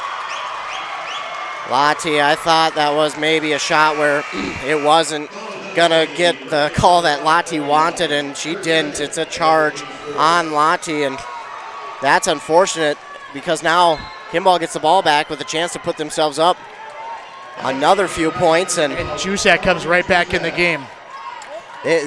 Pine City needs a spark from someone. It's all Kimball right now, and it's, I mean, I want to give Kimball credit because they're doing a good job, but Kimball hasn't done anything fantastic right now. They've done what they've done all game long, but on defense, they've been able to force Pine City out of their norm. Lynn finally ends the drought, puts up 2, but if you're Pine City, you've got to be a little bit concerned, Brooklyn. Oh, boy. Everything is falling right now. Shoot it from the logo. 53-48, and momentum is a fickle thing. Because, I mean, Kimball has it right now. They can't miss. They cannot miss. She thought she wanted it. She wanted it. There was a ton of defense on the backside, though. Yeah. There was really nothing to go. Good no pass, but it was almost there. All of a sudden, Pine City cannot get anything to fall. And I thought Lottie should have went the other hand with that layup for the right hand. Instead, she went left, and it was no good. Yeah, she definitely had the outside or the near side shot that was available, but I think she maybe thought she was further under the basket. She tried to go with the reverse layup, and you see her get a little off balance trying to reach at it a little bit more, trying to get it across. That is a foul on Kimball, and the free throw no good from Pine City. I said that might play a factor. It is going to be a factor. She misses the first. Did Lottie miss? Oh, I can't blame her on that miss because that's not even her fault. That was just a unkind roll as look who's back in the game, Ellie Keekley. But then a mishandled pass from her to Lether.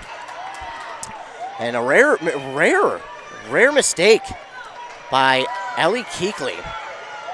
As that pass went behind her intended target. But she's back into the game. If I'm Pine City, I almost key off on her and try and get her 5th foul just to get something to go my way. You have to attack her. And right now, we talked about that she's not going to shy away from the matchup. She's going right at Sophie Lottie. And that's where Pine City's trying to get her the basketball, but she's done such a good job denying it.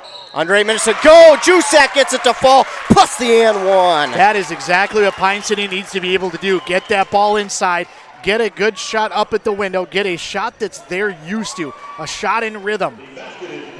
3rd foul on Hilbert, but Jusak, more importantly, gets the basket to fall. And Jusak can't get it to roll in.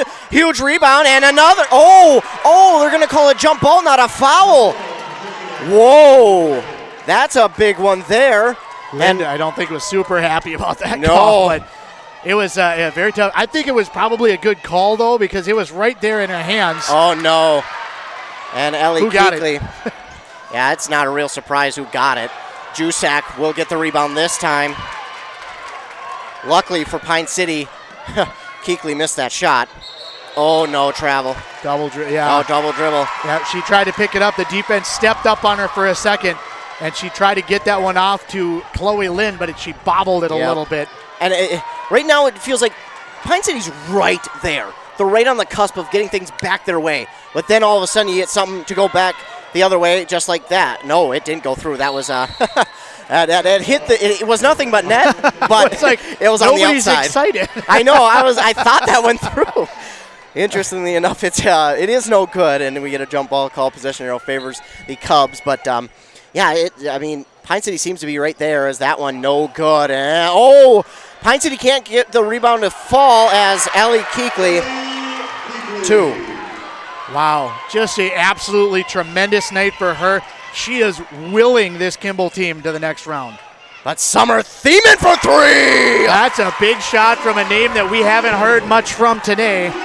Getting aggressive and taking what's there. And that's a huge point for Pine City, and now a rebound that goes out of bounds for Kimball. All of a sudden, Pine City has a chance to get this back tied at 55. Well, let me ask you this question. Is that spark? You talked about that spark, that thing, that one bit.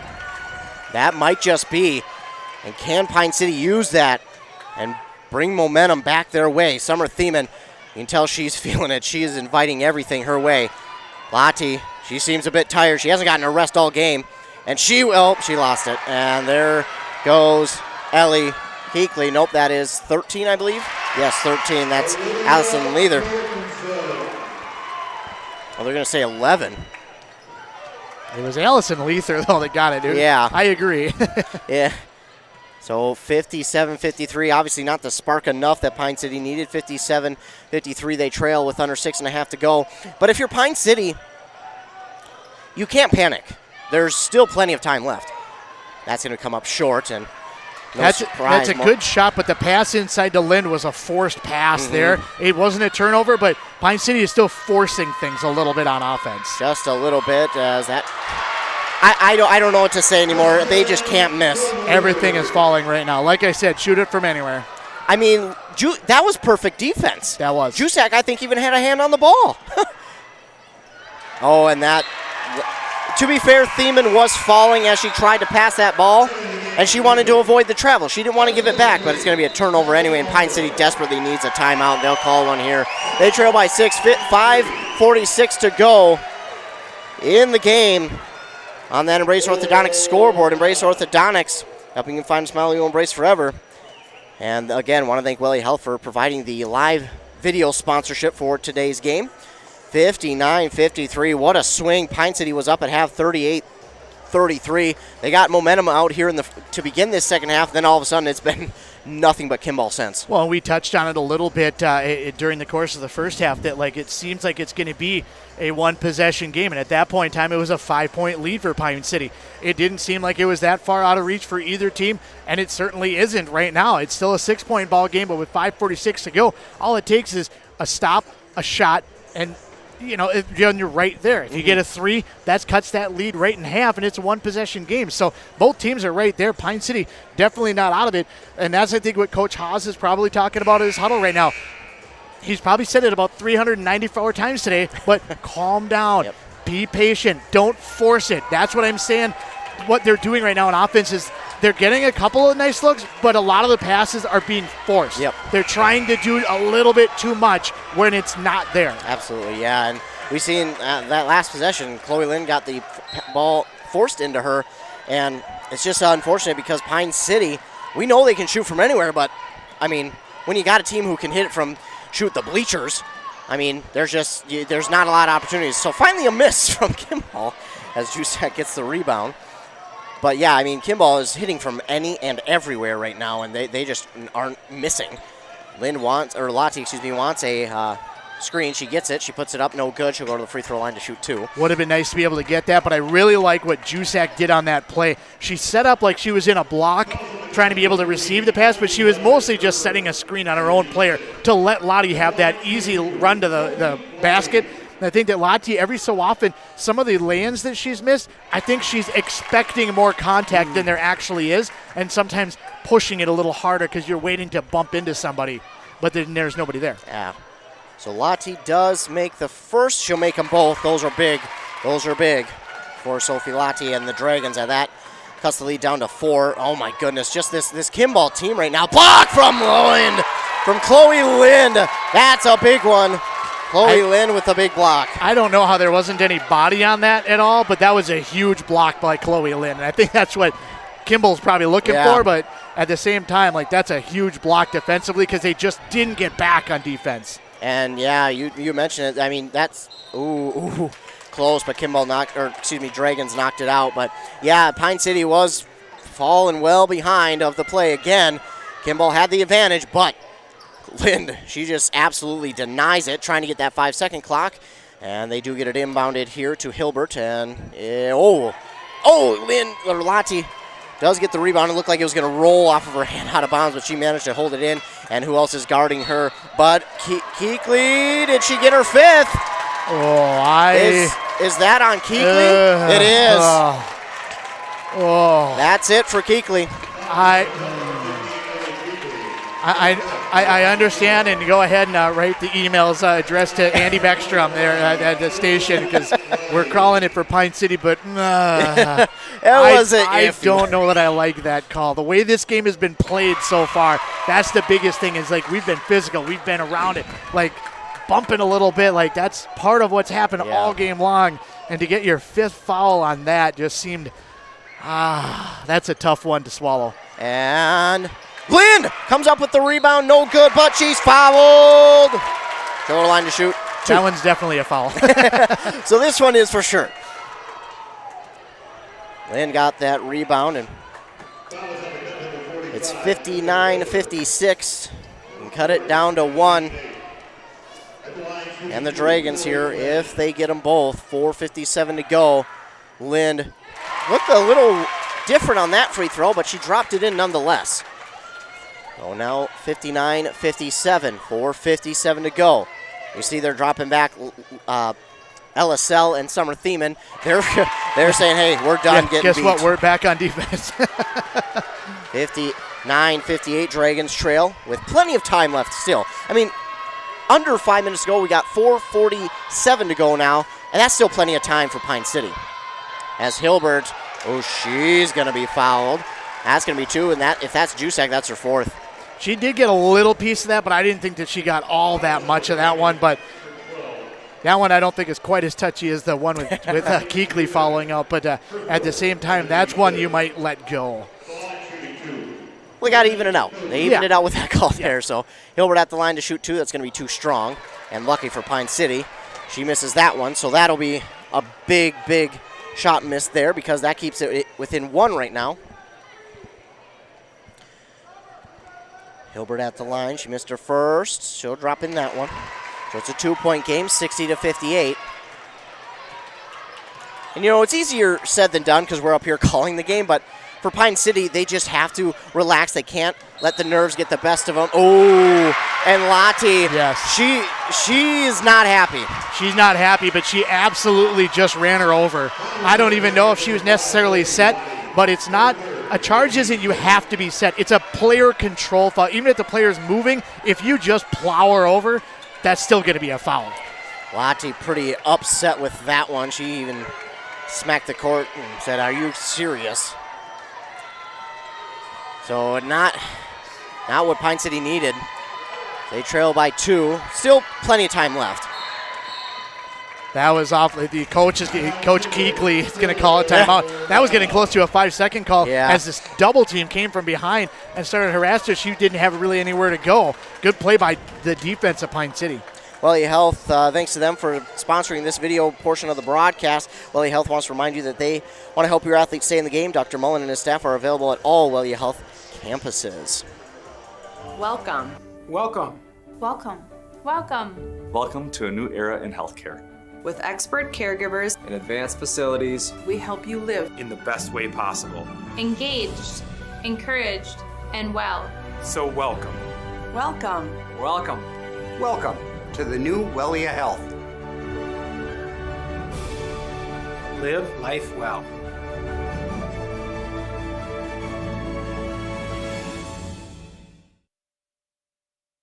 Huge shout out to Welly Health for sponsoring the video portion of the broadcast. Thanks to all the other fine sponsors, as well as Embrace Orthodontics. Sponsoring the scoreboard, Embrace Orthodontics, your customized smile journey starts with a free consultation. The team at Embrace Orthodontics wants to make your journey as seamless and convenient as possible with custom braces or Invisalign. Go ahead to their website, embracemn.com. 60-58. Dragons do trail by 2. But with 4:15 to go, if you're Pine City here, you trail by 2. It seems like Kimball's hit everything and anything. What do you do here on defense? And then how do you turn it into points on offense? Well, on defense, Ooh, we're going to get a bench warning here warning. on Kimball. So I didn't see anything. I didn't see their coach Keekley talking. It must have been one of the players. I've seen a lot more animation from the Albany coach earlier, so I don't know if it was something that was said, but I don't even see the coach looking at a player at all whatsoever. So I don't know what that was all about. But well, and to be fair, they could have been something that has been building. And they want to give the players and coaches the benefit of the doubt, especially in a playoff game. They don't want to give anybody a technical here. That's the last thing that they want to do. But absolutely, unless it really warrants it. So that could have been just something where they've heard it a lot. They finally heard it. They said, okay, this is your last warning. This is it. Yeah, as you mentioned before, defensively with Pine City, this is a huge possession, and this is where you have to dig deep, find whatever you have left with 3.5 to play, a little more than 3.5. Like ball deny all over the place. That's a great call off the ball. And I've seen it as I was saying that it really looked like Olivia Mortensen kind of pushed off a little hard, a little high on Summer Thiemann. And as I seen it, I was like, huh? Oh, you already called it. Okay. There's 3 officials here. Definitely, you don't miss a whole lot. Right. Sometimes things get missed, and sometimes that happens, but that was definitely not one of them. They have been doing a good job of calling this game all night long. As now the Dragons, this is a big one. Lottie for 3. Not off the mark. Jusak, big rebound. Fouled. But that doesn't necessarily mean points. She has to go to the line and shoot them. That shot there by Sophie Lottie, that was 100% exactly what Pine City needs to be able to do. You get the ball inside, the defense collapses, you kick it back out, you dribble, drive, penetrate. It's not there, you kick it out. You have an open look for 3. Everything worked except for the shot falling and then, of course, the free throw. But all of that is exactly what you want to have happen. Absolutely, and they'll look for that more on the offensive side, as it was a great opportunity for Lottie. And I guarantee you, next time she gets this opportunity, she is not going to miss it. As Jusak does get 1 of 2 to fall, so it's a 1-point deficit now, 60-59. Dragons trail now creeping up on 3 minutes to go here in the second half with 3:10 to go on that Embrace Orthodontics scoreboard. Again, Kimball has had some unlucky things happen, whether it's fouls, huge steal here from Lottie, and she'll slow things down, kind of get the offense reset and get an offensive play. Smart, just slow it up. So they will get things to just settle down. Get their offense rolling. Oh, almost a too high pass for Lynn, but she pulls it down. Jusak has it. She'll give it to Lottie. Lottie, let's see if she wants to drive inside. No, she'll give it off to Jusak. Jusak off the backboard in for 2. It's a smart decision. It was either that or it was going to be Thiemann that was open on the wing. One of those 2 passes were going to be there. Get that a little deeper inside, force that defense to collapse, and you could tell Jusak could just feel the defender away from her. 2.5 minutes to go. Pine City 1-point lead. It's going to come down to it. It might be that last possession that we've been talking about. Kimball trying to find that shot. She picks up her dribble. Here we go. Luckily off the mark there for Pine City. That was going to be a big one. It's Jusak with the rebound. Summer Thiemann almost traveled. Luckily, she caught herself. She gives it to Jusak, and Pine City will settle things down, and more than likely, they'll just take as much time off the clock as they can. And if Thiemann would have had her head up, if she wouldn't have mishandled the ball, she did have on the weak side an open LSL cutting to the basket. As we can see, Pine City, they have no problem taking some time off the clock here. Now, for Pine City, obviously, oh no! Oh, I think they called a foul, which kind of bails her out because that was it was a perfect cut. You talked about knowing when to go, when to hold up. That was definitely, she gave one hard step. The defense kind of sat back for just a second, and it gave her that seam and be able to blow past the defender. And Lottie gets the roll. That's huge. And it's possible she lost it because of the foul, but that foul kind of bailed her out on that. It could have easily been a no call and just, we're going the other direction. So Lottie makes the first one. Drains a second one, and those are big. 63-60. 106 seconds left in this game. You don't get much bigger than this. Here we go. Pine City trying to, you can see Lottie all of a sudden. She's been out there all game. Hasn't taken a break. She's all of a sudden starting to get some momentum going her way. I think they're going to get Lind here. She kind of wrapped up to the defender. And if you're Pine City, is that foul okay? To a certain extent, this does get them to a 1-1, but a 1-1 isn't 2 shots, so you're not giving up for sure 2 shots. She's still got to make it, but I like the foul because, 136, you don't want to lay back and just let them do whatever. You still want to be aggressive, even if you end up creating the foul. Obviously, you never want to foul, but at the same time, don't lay back. Don't sit back. Don't let them just take the easy lay-in. Still got to be aggressive. And for Pine City, 1:36 to go. They lead by 2. This is going to be a fun finish, as Hilbert did make the first, and she does not get the second. Rebounded here by Jusak. This is a huge possession here for Pine City, a chance to be able to put a 2-possession ball game out there if they're able to get something, but be patient on offense. Yeah, they're good. They're definitely going to be as patient as they can. They're going to try and double team everybody that they can, does Kimball. And they could create turnovers, but it could create a foul. Not what you want and not the player you want, especially in this part of the game. See if she can get both here now with the double bonus. We have 4 fouls all over the place, but how different would this game be if Keekly was still out on the court? I don't want to say one person's the end all, but I don't want to get the Pine City fans mad. I call most of their games, but no, I'll take the heat. Go ahead and put it on me. Like I said, send messages to Andy Beckstrom. Tell me I'm wrong. I don't know if this lead happens for Pine City if Ellie Keekly is out there. She was the difference maker in this second half, quite literally. She gave Kimball the lead, and then she helped them maintain that lead, and I really don't know if Pine City has a chance to get the lead if she's still out there, because simply put, she was literally everywhere and anywhere, and whether she was dishing the ball, shooting the ball, drawing the foul, getting the steal, she was just everywhere. And it's opened things up for Sophie Lottie so much more. Yes, they're still playing solid defense. Yes, they're still slowing them down.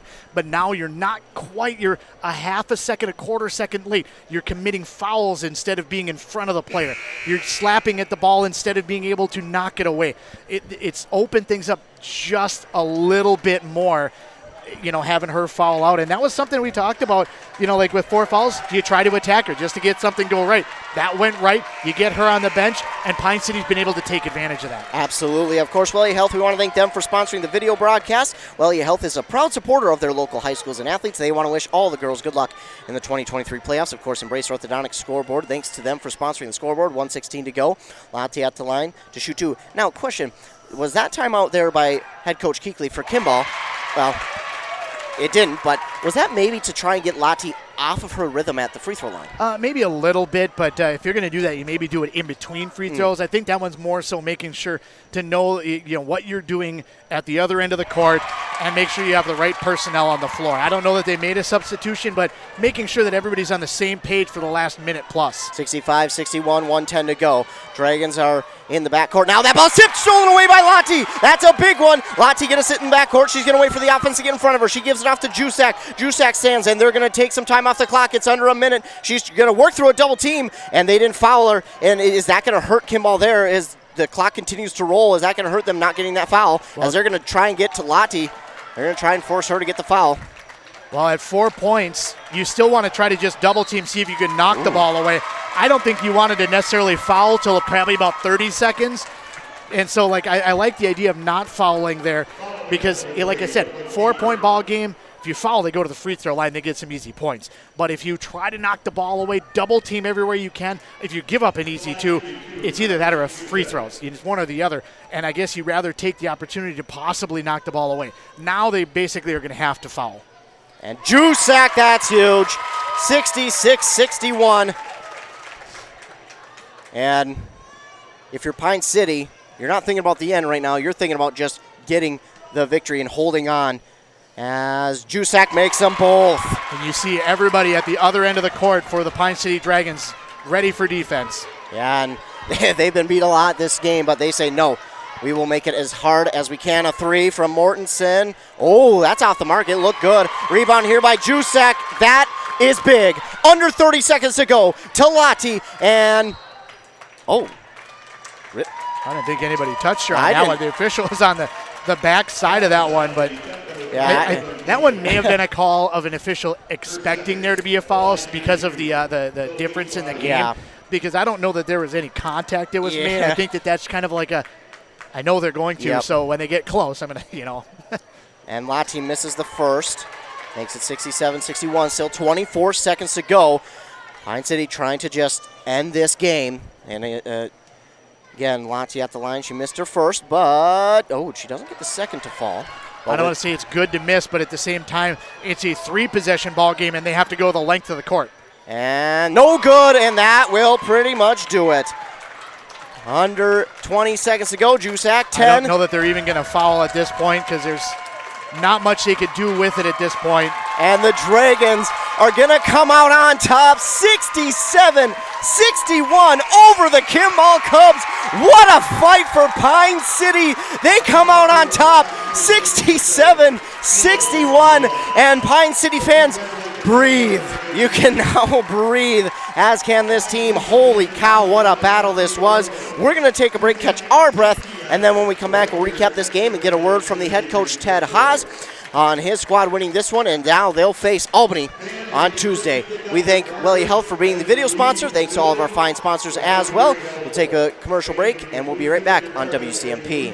Save now, plow now. Save now, mow later. The word to remember is save at Minnesota Equipment. End of the snow season means savings on all in-stock snow blowers. Top brands like Ariens and Toro. And if you're a get-a-jump-on-things type of person, get your new mower now and save before the grass starts growing. John Deere, Gravely, Toro, and more. Minnesota Equipment has the machines, experience, and inventory to help you get the job done in any season. Save now at Minnesota Equipment. Did you know that Franz & Bank & Trust is a Minnesota-owned company? And they're one of the largest community banks around. That's a great combination. As a community bank, they're dedicated to their customers and the communities they serve. You might say they're big enough to help, small enough to care. Last March, they provided $20,000 in grants to 6 different Minnesota communities. They also processed well over 1,700 PPP loans, allowing local small businesses to keep their employees on the payroll during the pandemic. Franz & Bank & Trust. Real people, real results. Member FDIC. Mom's Parkside Cafe in Pine City proudly serves breakfast skillets, scratch-made buttermilk pancakes, famous big cookies, and bread pudding with homemade caramel sauce. Enjoy home-style hot sandwiches made with real mashed potatoes and gravy. Voted Pine County's best breakfast, best lunch, and best soup and salad. This quaint cafe is owner-operated with a small-town feel. Stir in family and a sprinkle of hard work to complete the recipe for this award-winning cafe. Mom's Parkside Cafe, open Wednesday through Sunday, 8 until 2. Kurt's Roll-Offs in Pine City is family-owned and operated. They provide dumpsters for construction sites, foreclosure cleanouts, demolitions, or that home remodeling project that you're itching to do. Call Kurt's Roll-Offs to schedule your dumpster today. They're fast, friendly, and reliable. Get the best prices and friendly, reliable service with Kurt's Roll-Offs. No hassle deliver your pickup. They're here to make your project cleanup smooth. Call Kurt's Roll-Off today at 320-629-5555. Service you can depend on. Go Dragons! K&K Concrete is a proud supporter of the Pine City basketball team. K&K Concrete is locally owned and operated and has 20 years of experience working in the Pine City area. K&K Concrete specializes in foundations, driveways, decorative concrete, and more. They give expert services for both residential and commercial jobs. To schedule your project or for more information, contact them today at 320-629-6341. K&K Concrete would like to say good luck and go Dragons. Homemade, made fresh. It's that simple at Whitney's Country Cafe in Sandstone. And if you enjoy handcrafting meals like all-day breakfast, soups, chili, burgers, and pasta Alfredo, Whitney's Country Cafe in Sandstone is looking for you. Whitney's is hiring experienced cooks and prep cooks right now. Competitive pay and a great team environment with a cozy local cafe feel. Cooks wanted in Sandstone. Apply in person at Whitney's Country Cafe, 420 Main Street in Sandstone, or message Whitney's Country Cafe on Facebook. Are you interested in a technical degree that can quickly help you land your dream career? Or maybe you've always dreamed of going to a 4-year college, but you'd like to start close to home. Either way, Pine Technical and Community College has you covered. PTCC offers more than 50 degrees in hot fields like healthcare information technology, advanced manufacturing, and business. PTCC is now accepting applications. Financial aid may be available online at pine.edu. Starting out or starting over, find your future at Pine Technical and Community College. Kettle River Pizza, the handcrafted pizza made locally in Ask Cove, Minnesota. Always the highest quality ingredients. Pizza that is consistently great tasting. a true crowd pleaser. 16 varieties to choose from. Enjoy the classics like pepperoni, pepperoni sausage and supreme, to the unique tastes of hot Hawaiian, taco, buffalo chicken, and chicken Alfredo. Pick some up at your local grocer, tavern, or convenience store. Handcrafted Kettle River Pizza. Moms and basketball players approved. Back here on WCMP 106.5 FM AM 1350. In case you missed it, you missed an exciting one, or maybe you didn't. I'm sure a lot of people were tuned in. But the Pine City Dragons come from behind after leading to begin the second half. They come from behind and get the victory over the Kimball Cubs 67-61. The stat leaders for your Pine City Dragons. Carly Jusak came away with 28 points here in this game. 20 for Sophie Lottie, 13 for Chloe Lynn. Inside, though, rebound-wise, it was Jusak who led them with 17, 11 for Lottie, and 10 for Chloe Lind. As I am Ethan Game Day Gilman, and joining me, of course, is Andy Beckstrom. And Andy, this was a very, very tough battle here for the Pine City Dragons. But if you're the Dragons, what do you take away from this game moving forward, knowing you're going to play Albany on Tuesday? Well, I think you take away just, that you faced a really tough test. You started to see some of the things that you need to work on. You've seen some of the things that have, like you mentioned before, that like we need to be able to settle in quicker, and we need to be patient on offense. We need to make sure that we're getting the right play that's out there. And sometimes that is being aggressive. I'm not saying you have to be slow and methodical and, not, be just straight deliberate. But sometimes you do need to slow things up just a little bit. If nothing else, catch your breath, be able to survey the defense, get kind of an idea of what's happening. It seemed that at different times they were forcing the ball. They were forcing the issue. And sometimes you try to do that because you're trying to get that extra pass. You're trying to, we need a score right now, so I'm going to force it right here because that's what we're supposed to be doing. But it felt like Kimball did a really good job being able to deny some of those things. I don't know that it was necessarily predictability, but more so a matter of, all right, they have tall players inside. We're going to try to maybe get around. We're going to start behind, but try to battle around to get to front the post. We're going to front and back. We're going to bring a double team. Some of those little things. And Pine City is like, okay, I know that it needs to go there. But it wasn't there, and they still kept trying to force it in there a little bit. There were definitely times and that's how they ended up winning the game, when they started to take a lead and when they battled back when they were down 6-7 points. That was when, okay, we're going to slow it down a little bit. It's not there. We're going to back it out. We're going to swing it around the perimeter. We're going to there was one possession in particular that stands out in my mind. There was a pass inside to Lind.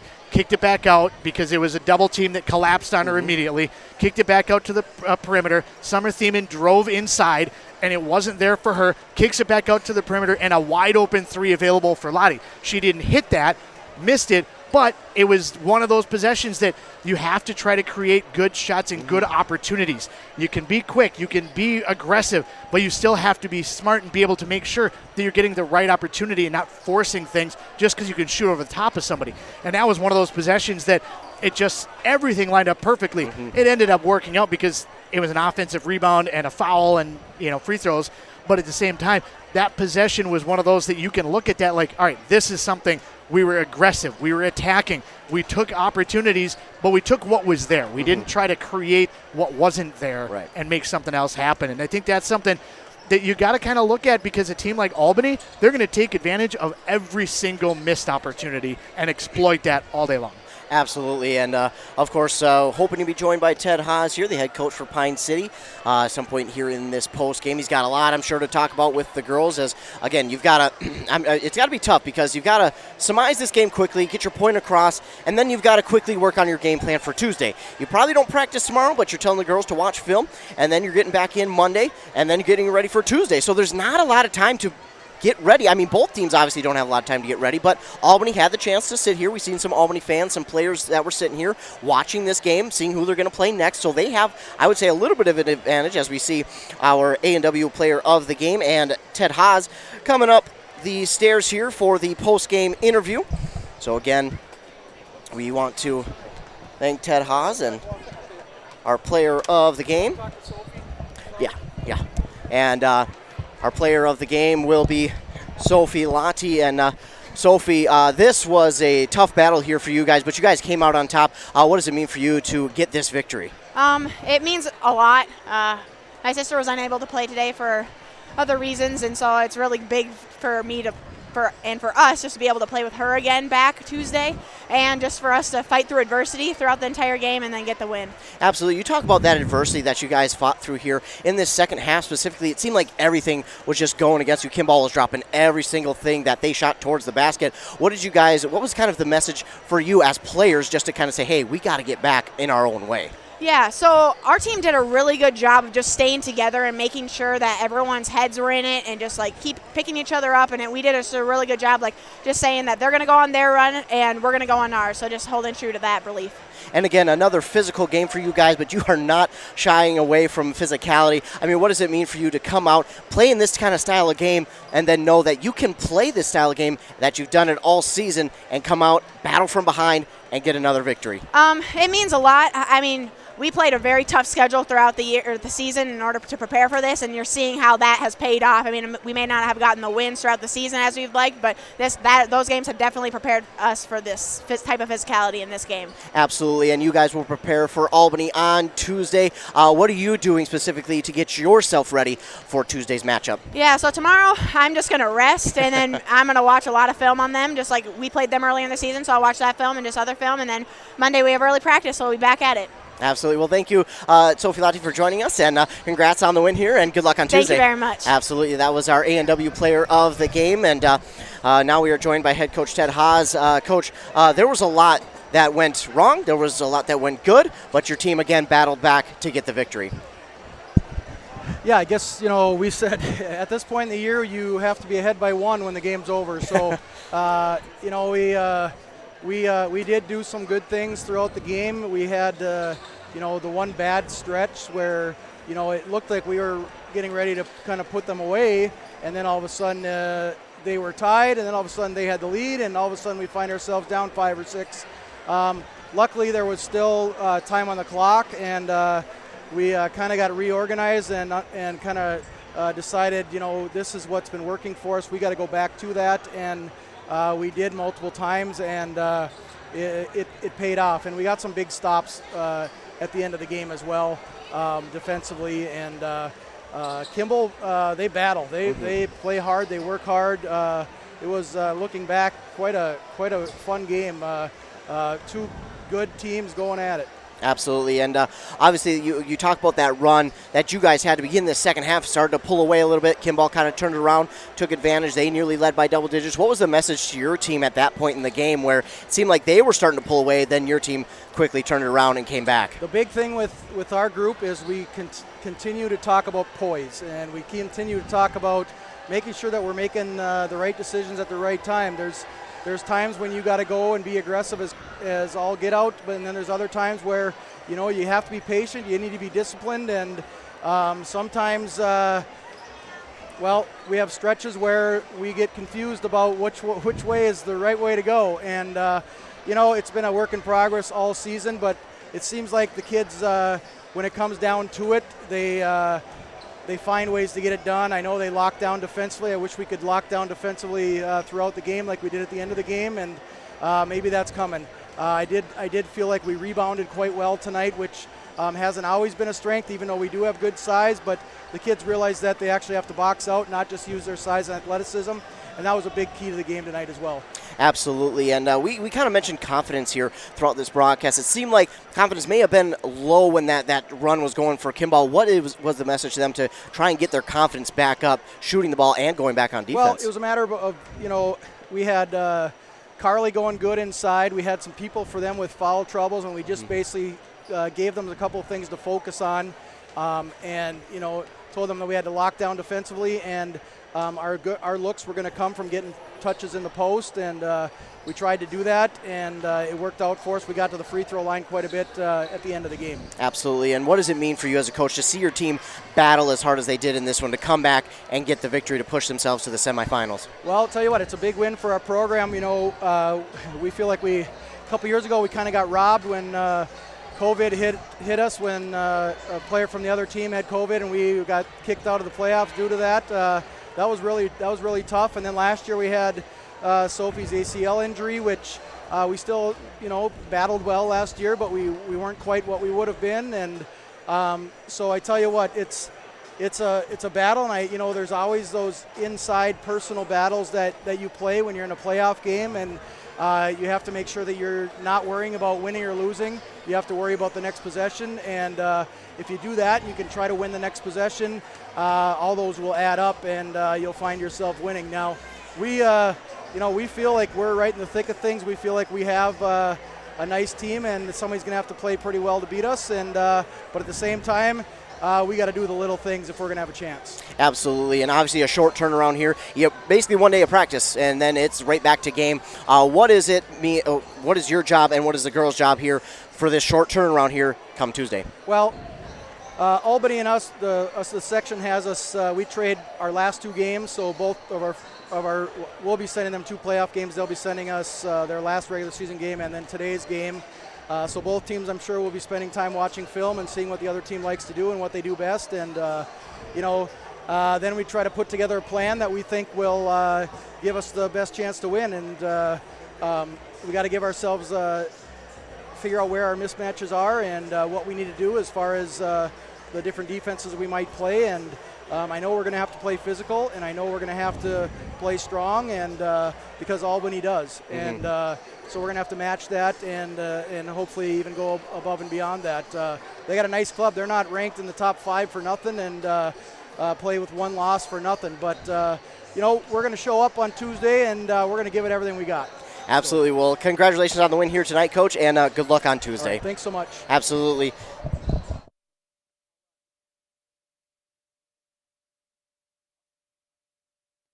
Thanks again to head coach Ted Haas for joining us. Just realized we got a good look at a brick wall there for about 5 minutes, but after Sophie Lotti left. But thanks again, to Ted Haas for joining us, and to our A&W player of the game, Sophie Lotti. We mentioned it before, Andy. This was a battle through and through for Pine City, and as much as it was a tough game at points in time, there were some stretches where we've seen what this Pine City team can do. Now, how do they make sure that they do that for the entire game come Tuesday? Absolutely, and you talked about it even a little bit before we got here, and I think Coach Haas touched on it as well.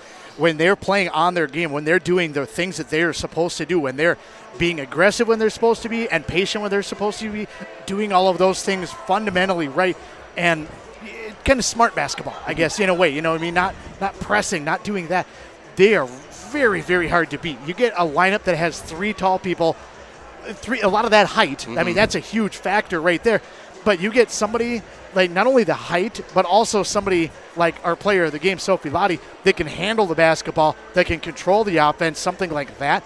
That's going to be a game changer and a matchup problem for basically anybody in the state, because there's not a lot of teams that have that much height to be able to work with just in that standpoint. But once you get one of them that handles the ball, it's just a complete game changer at that point in time. So really, you just have to, we talked about it a little bit in the Malacca-Albany game. Don't shoot yourself in the foot. Don't force the basketball, and don't get outside of yourself. Yeah. And then maybe if you get a chance, get back on defense. Right. There's a couple of times, because I think that Albany, similar to what Kimball did today, are going to try to get out and run as much as they possibly can. They're going to play just like they did today. They're going to play press basketball, and they're going to run. Absolutely. And for Pine City, again, they got to the free throw line here. The free throws, I kind of mentioned it, were going to become a factor, but early on it didn't look like Pine City was doing too well from that free throw line. But when it came down to it, they stepped up and they made those shots, and I think that was huge for Pine City. Obviously, that helped them put the game away. But again, just their ability to battle and continue to battle throughout the end of this one helped them get this 67-61 victory. We talked a little bit about the game plan here coming up for Pine City on Tuesday as they'll face off against Albany. We'll be right back here again with video thanks to Wellia Health. But for Pine City, I guess what is one of the big things that they talk about for Tuesday? Well, I think that you talk about, some of the things that we've talked about a little bit, just, having that patience, but just being sound fundamentally, not worrying, let's not worry about what the scoreboard says. Let's not worry about what's going on up there. Let's not worry about what the defense is trying to attack us with. Let's not worry about what Albany is coming at us with. Let's make sure we work on the things that we do well and make sure that we can hammer those left and right and force Albany to change to what we're doing. And I think that that's something that probably Coach Haas and the staff are going to be working on with the girls is making sure that they play their game. Don't let Albany dictate the terms of the game, because Albany is a team that's, like today, starts quick, starts strong. Malacca withstood that punch and held in through halftime and a little bit in the second half, and then Albany kind of ran away just because they're that good of a team. If you can't settle in right away, if you can't take that initial punch, it's going to be an uphill battle the rest of the way. And so really the biggest thing is just make sure that you're calm and playing within yourself. Don't force things. Don't get too far outside of yourself. Make the right plays, make the smart moves, and take what's in front of you. Don't force what's in front of you, but just take what's available and make sure that you take advantage of all the opportunities. You know, the plays at the beginning of the game today, the handful of missed shots that were in close, handful of plays, good plays, the right plays, what they're trying to do, but they just couldn't make the buckets. You know what I mean? If you start like that against a team like Albany, it's going to make for a long evening. And I think that Pine City has the horses to do it, 100%. I'm not discounting that at all. Just Albany plays such a good game, and even Coach Dalby talked about it when we talked about him in the post game.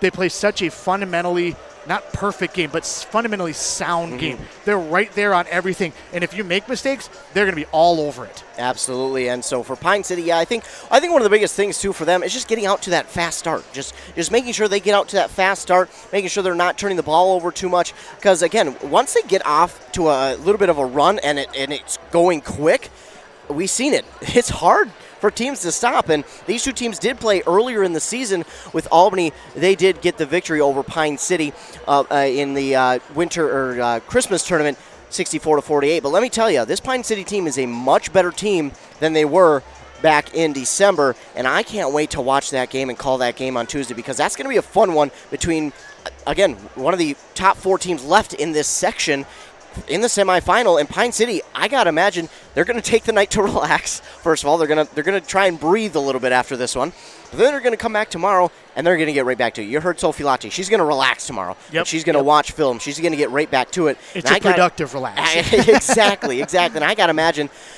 again, this team has been I believe they've been in the semifinals before, but they've been so close before, and this team this year has felt so much like this is the team to do it. This is the team that they've been waiting for to get to the championship in the state tournament. And we'll wait and see if this team can do that. But this is going to be a fun matchup here on Tuesday. Of course, before we get going, we want to thank all of our fine sponsors who sponsored tonight's broadcast. Thanks so much to all of our fine sponsors. A special thank you to Wellia Health, who sponsored the video broadcast of both these games here today, Malacca and Pine City.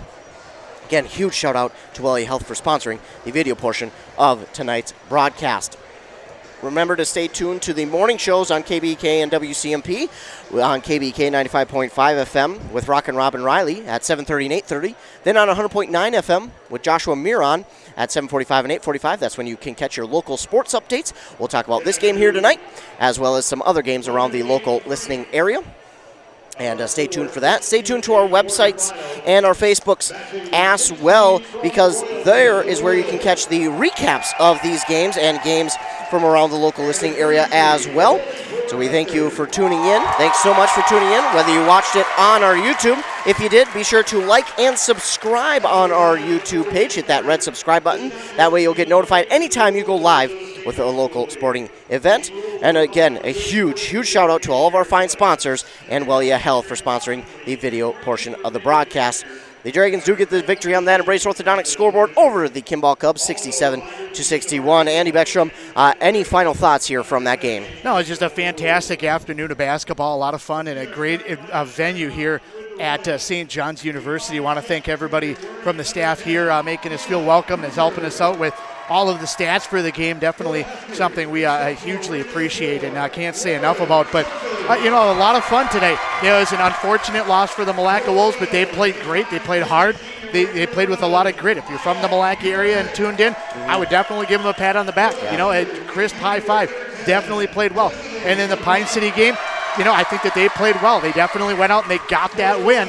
They got a few things they're going to have to shore up against Kimball was great, but Albany's even better. And so I think that they can beat Albany. I definitely think they can beat Albany, but they're going to have to play really on point in that game. Absolutely. And again, Dragons get the victory here tonight on that Embrace Orthodontics scoreboard, 67-61. For WCMP, that's Andy Beckstrom. I'm Ethan Game Day Gilman.